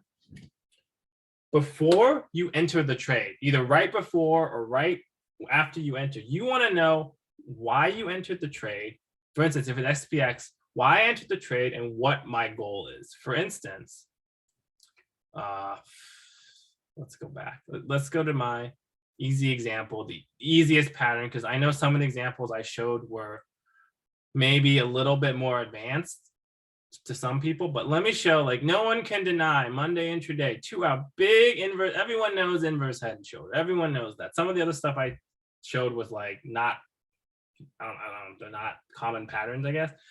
But here, so if you're looking to enter here, the clear level to sell at was, look at that, 4,400 round number. It was the highs. It was, kind of where we started dropping. So when you enter, when the market's here or here, wherever between here and here, or maybe even right here after you enter, between in this hour, you have a whole hour to figure out what you would exit. So if your entry was on a hold here, if maybe we double bottom or whatever, if we didn't have this shoulder, but we have this inverse head and shoulder. So you need to have the confidence to be like, I'm playing off a support hold, big inverse head and shoulder over 2 hours, and I'm playing for the head and shoulder, inverse head and shoulder to complete the rest of the, whatever it's called, the body or the torso, above the neckline and back to higher day. So if you're selling, and look at this, this is a candle, this is a 5-minute candle. So like, look at this. There's no reason to sell. If you're watching the premiums, your premium's just going up and up and up. So you want to sell at minimum. I would not sell. You see, like, this is where we had the beginning of the fast. I would at minimum wait until here. And then I probably held until closer to 4,400. But basically, if you're watching, so I watch two things at the same time. I have them side by side, and you can see it from my webinar on episode 3 or 4 previously. If I have the premium, I'm watching the premium of my position and these candles. So basically, this is going up and up. My premium is going up and up. It's moving up pretty quickly. It pretty much almost never goes down significantly. But then we're getting up to here. Okay, we're getting to support. So we're getting to resistance. And look at this candle. So if you held this the whole way, your premium's going up and up and up. Here it's kind of plateauing. It's dropping. It's going up and down a little bit, but nothing significant. But then you see this bar. Your premium's peaking, and then it's here. Your premium will peak and drop really fast. So ideally, you want to sell after this fast jump and fast drop. If you're watching premiums, like for instance, so if I had the 4290s from 2 and they went to 10 plus, say, it's going 7, 8, 9, whatever it is, I'm getting some time premium here too. So what is here? So say this is just, you're probably getting, I don't know, 16 or 17. If you're seeing it here and it's 12, and it's suddenly going 13, 14, 15, 16, 17, whatever it is, and suddenly it's dropping. I'm not saying it's going like, what will happen to the premium is it'll hit 17, it'll plateau for, I don't know, 10, 30 seconds, whatever, minute, and it'll kind of be 16.5, 17, and the premiums will widen, and then suddenly it'll drop quick, 16.5, 16, 15. As soon as you see that quick drop, you want to sell before the end of this candle. You want to sell kind of after this peak. Obviously, I think minimum you have to wait until this completes to finish this move. But because the resistance is actually closer to here, 4,400 round number, and also a good pin area, I would say selling around here would be good. Obviously, I doubt I timed it perfectly and sold it. Maybe I did. I don't remember, but I'm not going to claim I did if I don't remember clearly. But yeah, basically, you want to sell closer to here. If you're selling here, well, you just broke up. Why are you selling here? And this would not have been a good situation to roll because again, 4,400 resistance. It could pin if you were at the 4385s or 4390s. What, you're going to buy the 4,400? You're going to buy the 4505s? This was not. It was like a 30-point move, but it wasn't like those examples I showed you where the market was much lower. See, we're only at 4,400 here. The market was much lower at 4,200. We're at the lower range of the last few months. The VIX is much higher. I don't remember what the VIX was last week, but it wasn't like this week where we're at 30. The VIX was much higher. There's a lot of put covering, and then you can play for that high of day push. But this was like, if I zoom out, and I'll go to the next question soon. It's not even enough. If I zoom out, this Monday, we're just in the middle of it, kind of a down move, sure, but wait, that's not Monday. Monday would have been that's not right. Monday would have been the 20. What am I showing? 25th minus 7, 18th would have been the 18th. Sorry, this was Monday. This was Monday. Sorry. So if you zoom out, you're in a chop zone. So we've been in a chop zone for over a week. So, and this was the Monday right here. See that inverse head and shoulders right here is very small. Because we're in a chop zone. What the hell did I just do? I'm sorry. Right here, because we're in a chop zone, I'm not expecting a big Vanna play. If we zoom out again, go to, let's go here. So sometimes for demonstration purposes, I like investing.com because I use it more after. What the hell did I just do? October, we don't want October. But again, that end of January, look what we played. Is this the right month? Wait, what the hell? I knew that was wrong. We're in 2021. My apologies. Give me a minute. I was like, that's not the right pattern. Here we go. Okay. So here's the beginning of the year. Actually, that's not the beginning. This is the beginning of the year. That's not even right. What am I doing? Yeah, this is the beginning of the year, 2022. So for January OPEX, which I'm assuming was right. I am so lost. What is going on? January 20. Sorry, give me a second. I'm like losing my mind here. Something is wrong. Sometimes I have to refresh it because it, 1 second, it's screwing with me.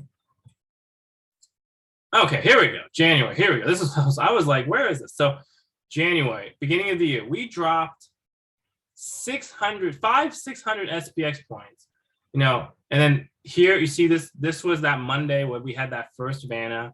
Here was the Friday, we had another Vanna. We held this support. And then here, I think, was that next Monday, the Monday, the January 31st, we had another. So like after all this, that's the situation for Vanna. It was post monthly expiration. What I showed here in the chop zone, nothing special. I'm not expecting Vanna. I'm just buying at supports and selling at resistances. So that defines that. Are post expiration Vanna days a recent phenomenon? I really started noticing it since 2021. Maybe I haven't gone back as much in 2020 because like we had like a COVID market 2020. And then 2021 was a little bit different because not everything went straight up. A lot of growth names didn't work, high growth name. But 2021, if you look, we always had a drop around expiration week and then a rally either at the end of it or right after. But it's not going to be every Monday after expiration. What you want to do on that Monday, usually by noon, or you want to look for, we saw that big 5-hour inverse head and shoulder. Other days, you're just going to have like really strong double bottom or higher low candles. It's not, don't look for it and be biased thinking it's going to happen and then getting in when, like I showed you, if we had like last Thursday and Friday, imagine if this was Monday if this Friday was the Monday after expiration and we dropped and we were dropping here, and these are 30-minute candles. Like there's no bottom action here. You have to look for, that big inverse head and shoulder, or, you have to look for the right action. What other patterns do I like? Head and shoulders, inverse head and shoulders, double top, lower high double top, higher low, false breakdown, just your basic ones, nothing fancy. Once you get into like, I do look at trend lines sometimes like if you look, example, but sometimes like here you see kind of like a trend line that holds. This is a 4-hour candle, but like we zoomed in closer, there'd be like trend lines here. Here you can kind of see a resistance, but they're not as perfect for me. For support and resistance levels and patterns, do you use both ES intraday with various timeframes?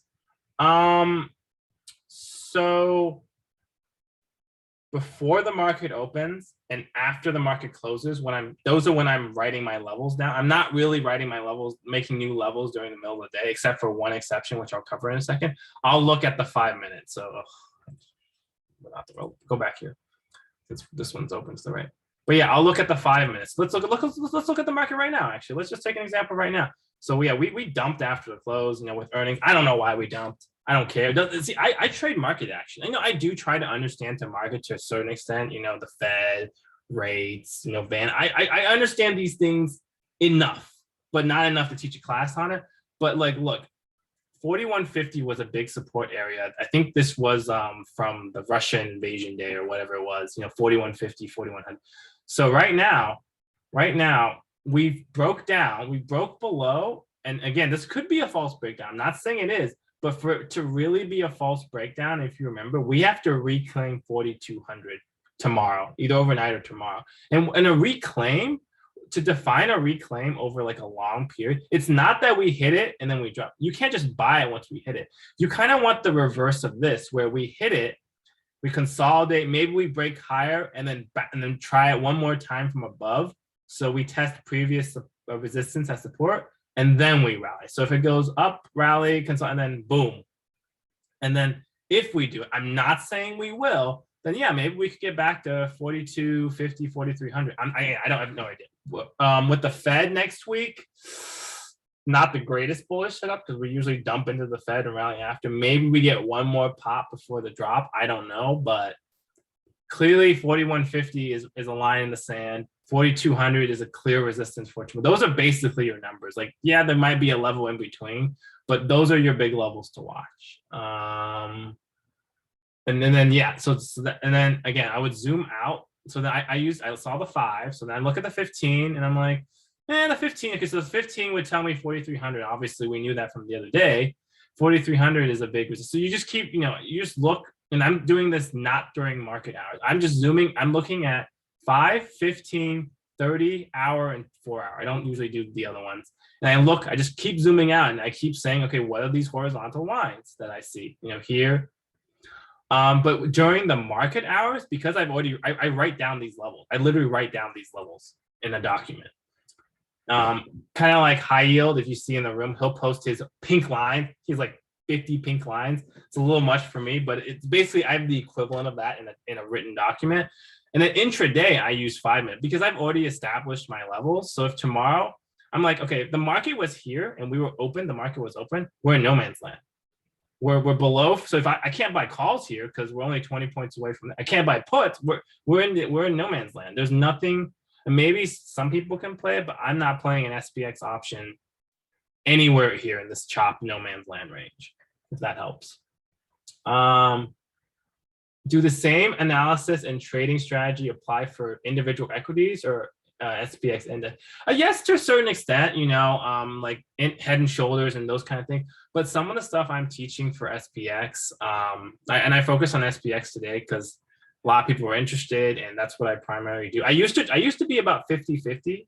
I used to trade less SPX, but now I've gotten better at it, so I'm focusing on it. But it does apply. But some of the Vanna stuff, some of those like intraday, 10x trades, those apply to the index, specifically the SPX, because of how we hedge and big events like the FOMC.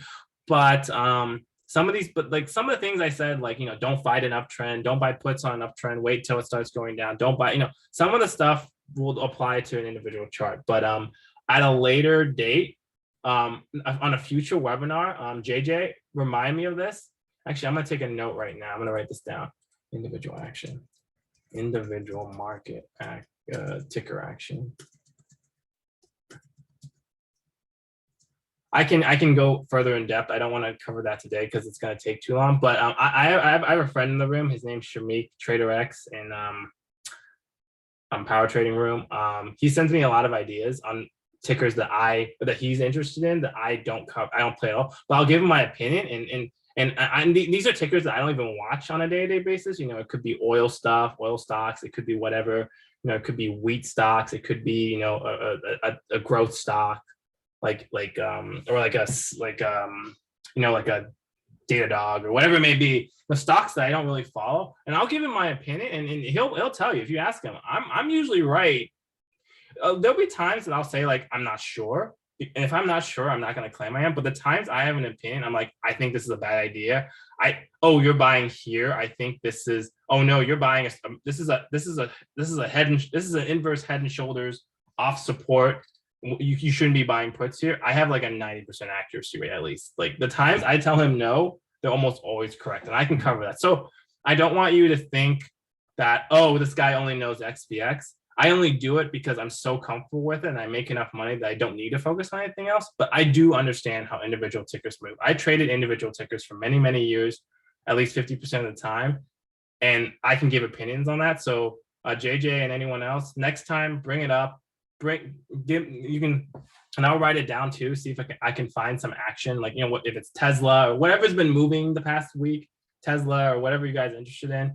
It could be a name I don't follow, bring out whatever, Kohl's, whatever, DWAC, and whatever it is that's not as relevant, to bring it up, and I'll analyze some chart patterns. And you'll see it's kind of the same thing. Horizontal lines, the patterns that prove to work over a long period of time, like big inverse head and shoulders and that kind of thing. I don't look at all these, again, RSIs, different curves. I don't look at intraday moving averages, and I'm not saying that these don't work.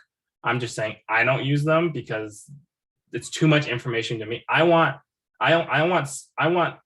quality over quantity. I'd rather put a 5K into one position than 5 1K trades. And again, that could be your trade size, your account size.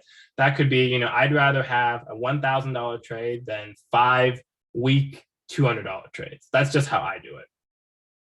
And I think if you talk to the most successful option traders, they'll tell you the same thing, that less is more. I'm pretty sure of that. So again, you don't have to quite take it to the extreme that I do, but less is more overall.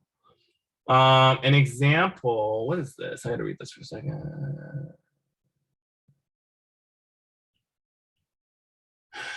Okay. An example is someone bought 440 puts. I'm assuming that's SPY or SPX 4,400 puts for May. I'm assuming monthly. And it broke the gap up pre-market low, and they went from 3 to 5, and I sold at 5, and they kept going, and I think they hit 23 today. I've noticed I'm selling these type of plays early. I will speak to it more generally because I don't trade monthlies. As you can see, I trade very quick intraday stuff. But I go back to what I said earlier about, okay, what was your goal? Over the course of the next day, few weeks, few days, whenever you thought the trade, what was your goal? What did you think it was going to get to? Were you playing for 4,300? Were you playing for? I don't even know what the premium would have been because I don't play stuff that far, that many days out, and that kind of thing. You define what your goal is, and I didn't mention this earlier. That doesn't mean you don't sell before your goal. There were times, this happens to me all the time. I'll buy an SPX play for 4 or 5, and I'm looking for 15 to 20 usually, but sometimes I'll sell at 12. Sometimes I'll sell at 15 and they went to 20. I sell early and that's fine, but I want to capture 50 to 80% of the move. Like for a good example is honestly, like the best example I can think of intraday, and this might not be quite, is remember I told you that last Thursday when we were at 4,500, where was last Thursday? What was that? That would have been before this month. I'm here, so this was Thursday. I told you I didn't get in because I had all these support levels and none of them held, but how the heck was I supposed to know that? But because my goal was to find, okay, I was looking for a buy here for a fast move down to maybe sell it, but I didn't get that pop and I didn't get this fast move down. So obviously, I bet you anyone who bought puts, probably most of you sold too fast. And if you didn't sell too fast, well, then you got lucky the one time out of 100 to actually dump the whole day, But you have to have goals. Like for instance, right here, if you buy this pop, see how this pop kind of popped right to previous support, which is now, if you enter here, your goal is, okay, I'm playing for the next lower low, and maybe like, okay, 4,300 is support. And look, we're right around 40, maybe you sell right around here. You have to define what your levels are, and this applies to individual stocks. It applies to farther out. It's just I can't speak to the example and the premium as much because I wasn't watching it live. But you have to define what if if you're buying at 3 and selling at 5. I mean, for longer time period stuff, your multiples are going to be lower because you're paying for time. But even that, if you're playing for less than a double, I don't think that's a great trade. So either when you made that trade, you had to be like, okay, I'm not selling until it gets to like 8 or 10 or 12, or maybe you just made a bad entry. I don't know where you entered. Maybe 3 was expensive. I don't know if you bought it at 3, it went to 2 or 1 before it went to 5. Selling it from 3 to 5 just tells me either you made a bad entry or you were too early, or because you're playing farther out, you're not trying to get a perfect entry, you're playing for time. You didn't let it play out. You didn't define your goals and your levels, and okay, this is where I think the market can go in the next week or month. But I don't, again, if this was from Thursday and Friday, that's not a good example because I didn't see it coming. Not many. I didn't see a single person buy. Hey, I'm buying at 4,500. I'm buying 4,400 puts at 1 to sell at 120. I doubt no person would hold it that long or can say it with confidence at that point. So again, maybe this was just an unlucky day where the market tanked and you shouldn't have gone that much on most other scenarios, if that makes sense. You sold it at support. Maybe yeah, I'd have to, I'm gonna go on to more questions, Pablo, just because next webinar, we can go in more depth just because we're 2 hours in. I want to kind of end this soon. Remind me of this or give me a exact example or direct message me like an exact example so I can kind of prepare, because for me to like understand exactly what happened, it's going to take too long. But I want to address it, but I don't want to take too much time and not be able to address it correctly. Sorry about that, but I do want to answer it. Oh, I did answer your question. Sorry, I'm just scrolling down right now. Okay, great. Please share analysis of a failed trade. Okay. Well, I haven't had many failed trades lately because I've been trading less and have high conviction. But the best one I can give, and I'll do, is last Monday. Last Monday, I told you, remember this inverse head and shoulders, this beautiful one? I didn't play it because I was dicking around. Excuse my language. I was messing around here. It popped. You see here, this, you could say this is some kind of fail here, but what is this? This is I guess some people, maybe it's like a wedge. I don't know what it is. There's some pattern here, but for all we know, and granted, we're in a bad bear market, so up was probably not likely, but a lot of times this pattern could have consolidated and broke to the upside. Again, maybe not in recent months, but in a bull market, this is not necessarily bearish.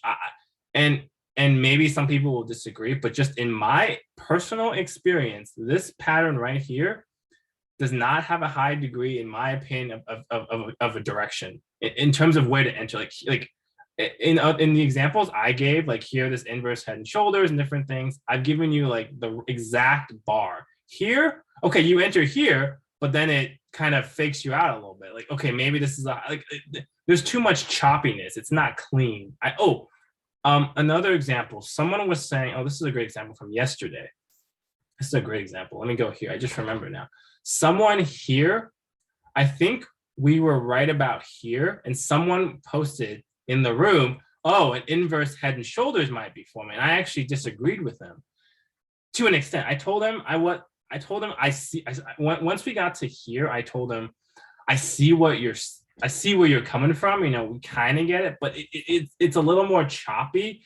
And you see here, it's not as clean as the one I showed you. I won't go back, but the one I showed you on Monday, where it was so clean and beautiful. Here, it was more of a consolidation. And yeah, you could have entered here. Yeah, if you entered here perfectly, you could have gotten some.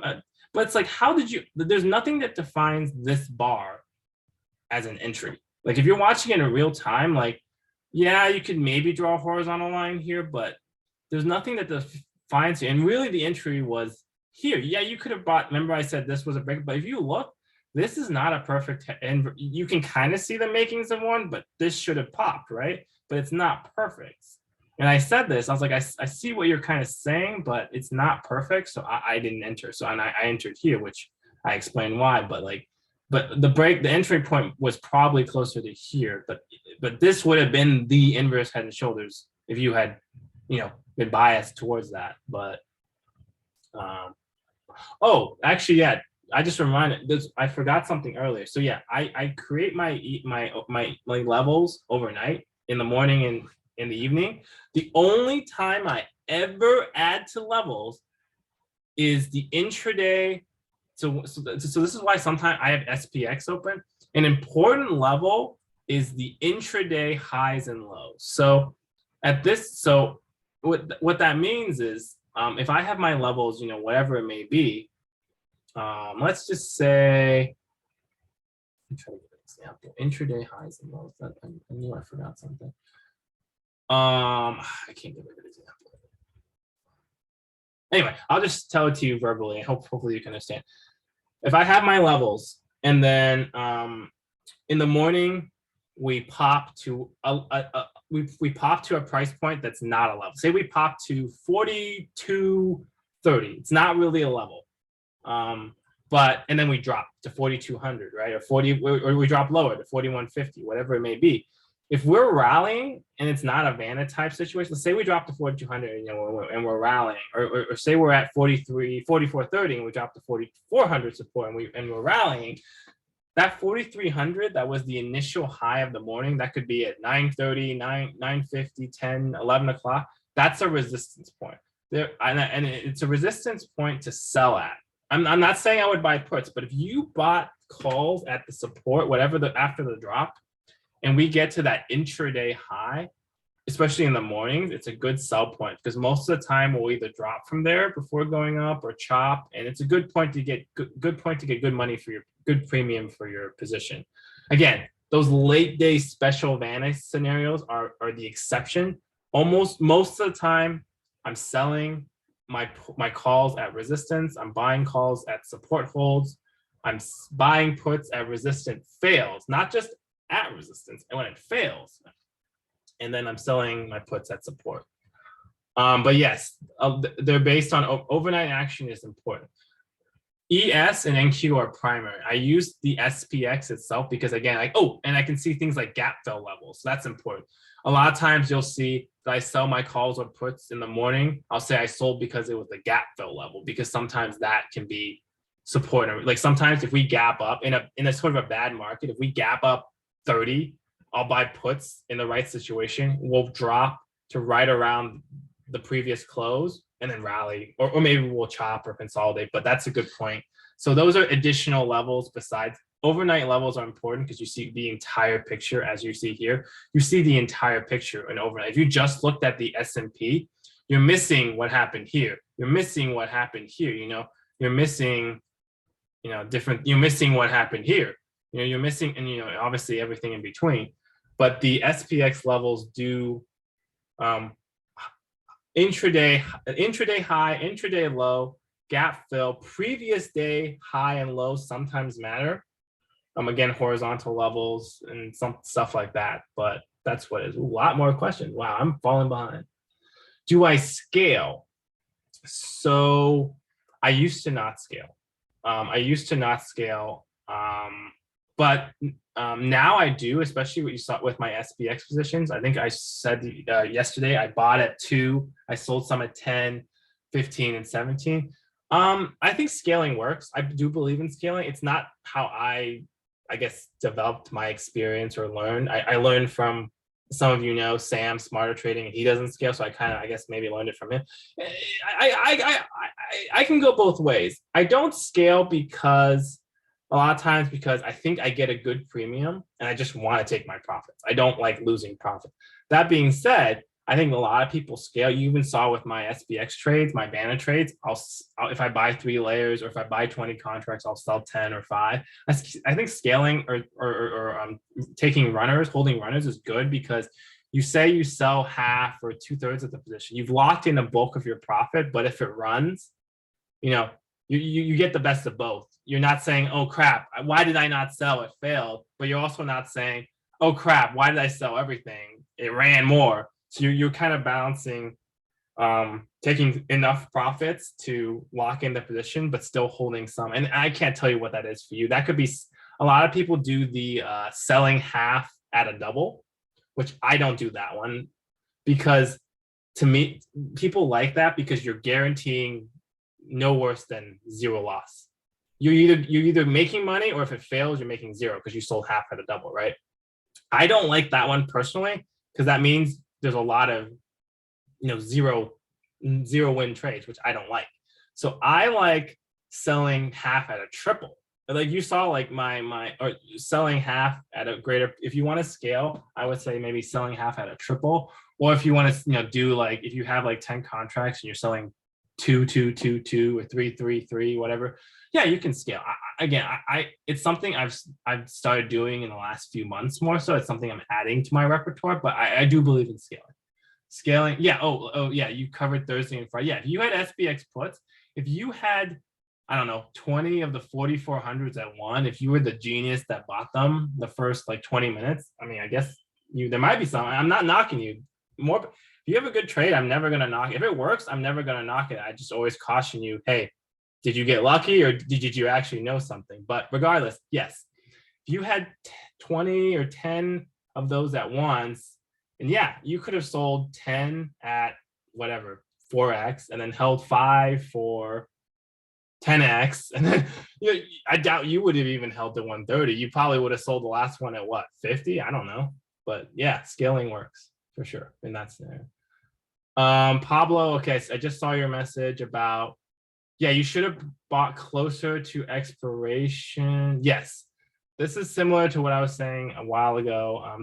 Yeah, refining entries is important. To me, finding good entries is the more important than exits. I know people have mentioned selling too fast or not knowing when to sell, which I've kind of covered. But I think the entry is way more important at the exit than the exit, because if you have the entry right, if you're not buying too early or too late, you don't have to wait a long period of time to either for your position not to work or for you to be paper down on the position.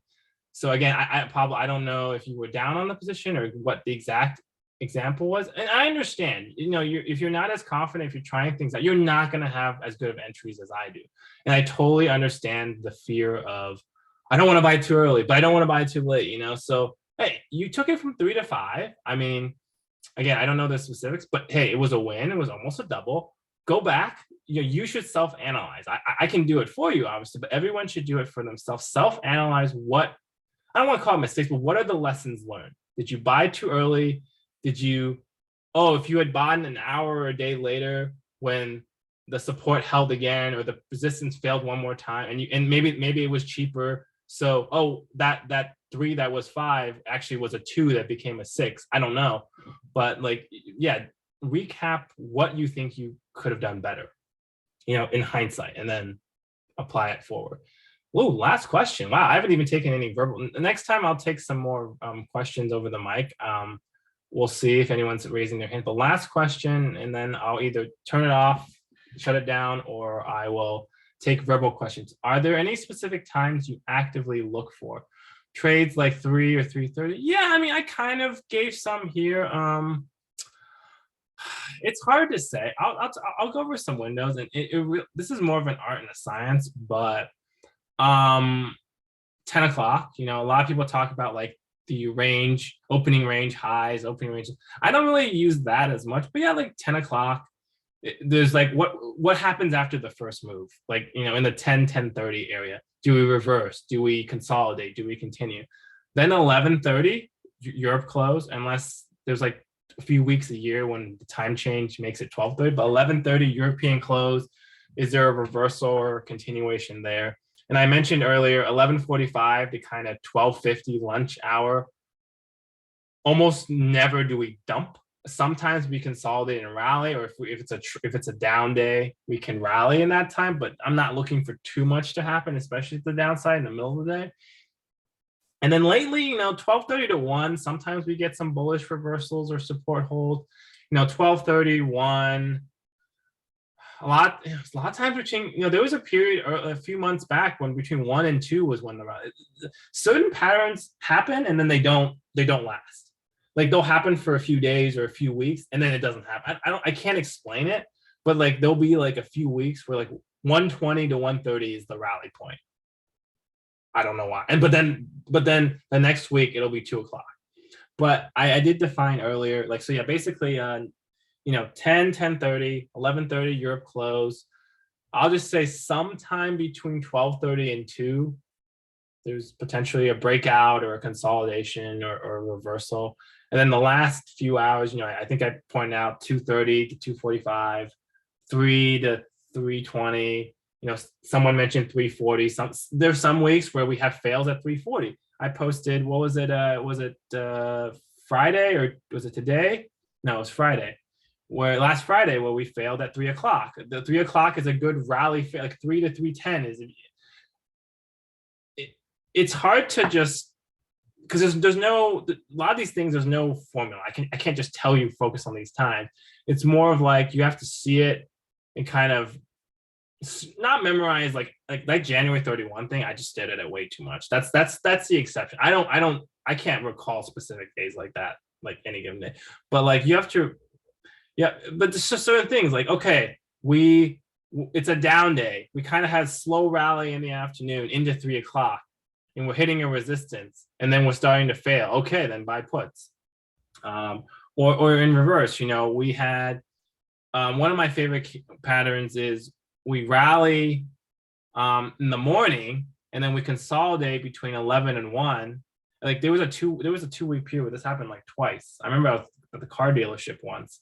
And we consolidated, kind of like, imagine if we rallied, just ignore what day this, but we rallied off the open, we consolidated for like 2 hours, and then we broke out at like, I think exactly at 2, because sometimes, so like it's hard to say exactly, but basically there's the opening move, the Europe close, lunchtime nothing, early afternoon maybe continuation. It's usually either continuation or a bullish reversal. And we don't usually. It's very if it's a trend day, it's different, but very rarely do we have an up day that dumps at 1 or 2, like between like 12:30 and 2. Unless it's like a huge pattern. Like I remember one day in December. See, I remember specific important days. I was on vacation. We had like a 2-hour big, like double, like higher low top at like, and I think it completed at like 1. And that was the rare day. And I think we dumped like 150 SPX points in like 3 hours. If you remember, like after Thanksgiving last year, after Thanksgiving in the first week of December, we had some crazy volatility. I think the VIX was really high. There was a day where it did that, but that was the exception. Anyone else want to raise their hand and ask a question, or else I'm shutting this down. This has gone way long. A lot of content. Re-listen to it. Please re-listen to it. I went through a lot of it fast because there was so much. If you have follow-ups, we can go into more detail about something again next week or whenever. A lot of content. I do not mind repeating myself to an extent. I gave you so much knowledge in 2 hours. You're not supposed to just learn it all like that fast. Especially as we get, whenever I do my next webinar, whether it's this weekend or next week or in 2 weeks, we'll have more examples. The more, for me, I need repetition. I need trial and error. The more times I see something, the better I can learn. I can't just see it once and learn it. Trust me, I can't. This is like 10 years, and especially the last 2 or 3 years of doing it full time, of me staring at the market every day. And I know some of you have full-time jobs or don't, trade full-time. Like, this is me staring at every tick of the S&P intraday for, years. But great. Thank you all for coming. Hope to see you again. Hope this was helpful. I'll post this recording online. And yeah, next time I'll hopefully want to hear some of your voices, have a discussion. The first webinar after a long break is always so much content, but I usually don't want to go for an hour of just me talking without questions. I try to shoot for half an hour, and hopefully I covered most of the questions to some extent. So thank you. Good luck tomorrow. Let me see where the market is right now. I'll end on where the market. Where the fucking hell? What day am I on? Okay. Okay, so we're rallying. This could be a bear flag. I mean, I don't really care what the market does between the close and when I go to bed, because one other important thing is the Europe this past, ever since we got in this bear market, the Europe Open, so whatever that is, 3 a.m., 4 a.m. You know, the Asian Open does match up, but usually Europe really takes the ball. Like Europe takes the ball, and Europe's been defining the market. So really, like when I wake up and I look at it at like 8 a.m., usually around 8 a.m. is when I start like doing my stuff. I'll look at, because for all we know, we drop overnight into Europe. We could rally more. It's like right now, it's bear flagging, but for all we know, we double bottom, or like we open at 41.50 and rally or something. It's incomplete right now. Incomplete. I have no idea. I have to look at my Twitter. I have to see what other people are saying. I haven't looked at a lot of stuff. I haven't eaten dinner, you know, so eating is important. But we'll see what happens tomorrow. 41.50 major support, 4,200 major resistance. Everything in between is kind of chop. Thank you all. Have a good night. For those of you in the power trading room, see you in the morning. Take care, guys. Bye.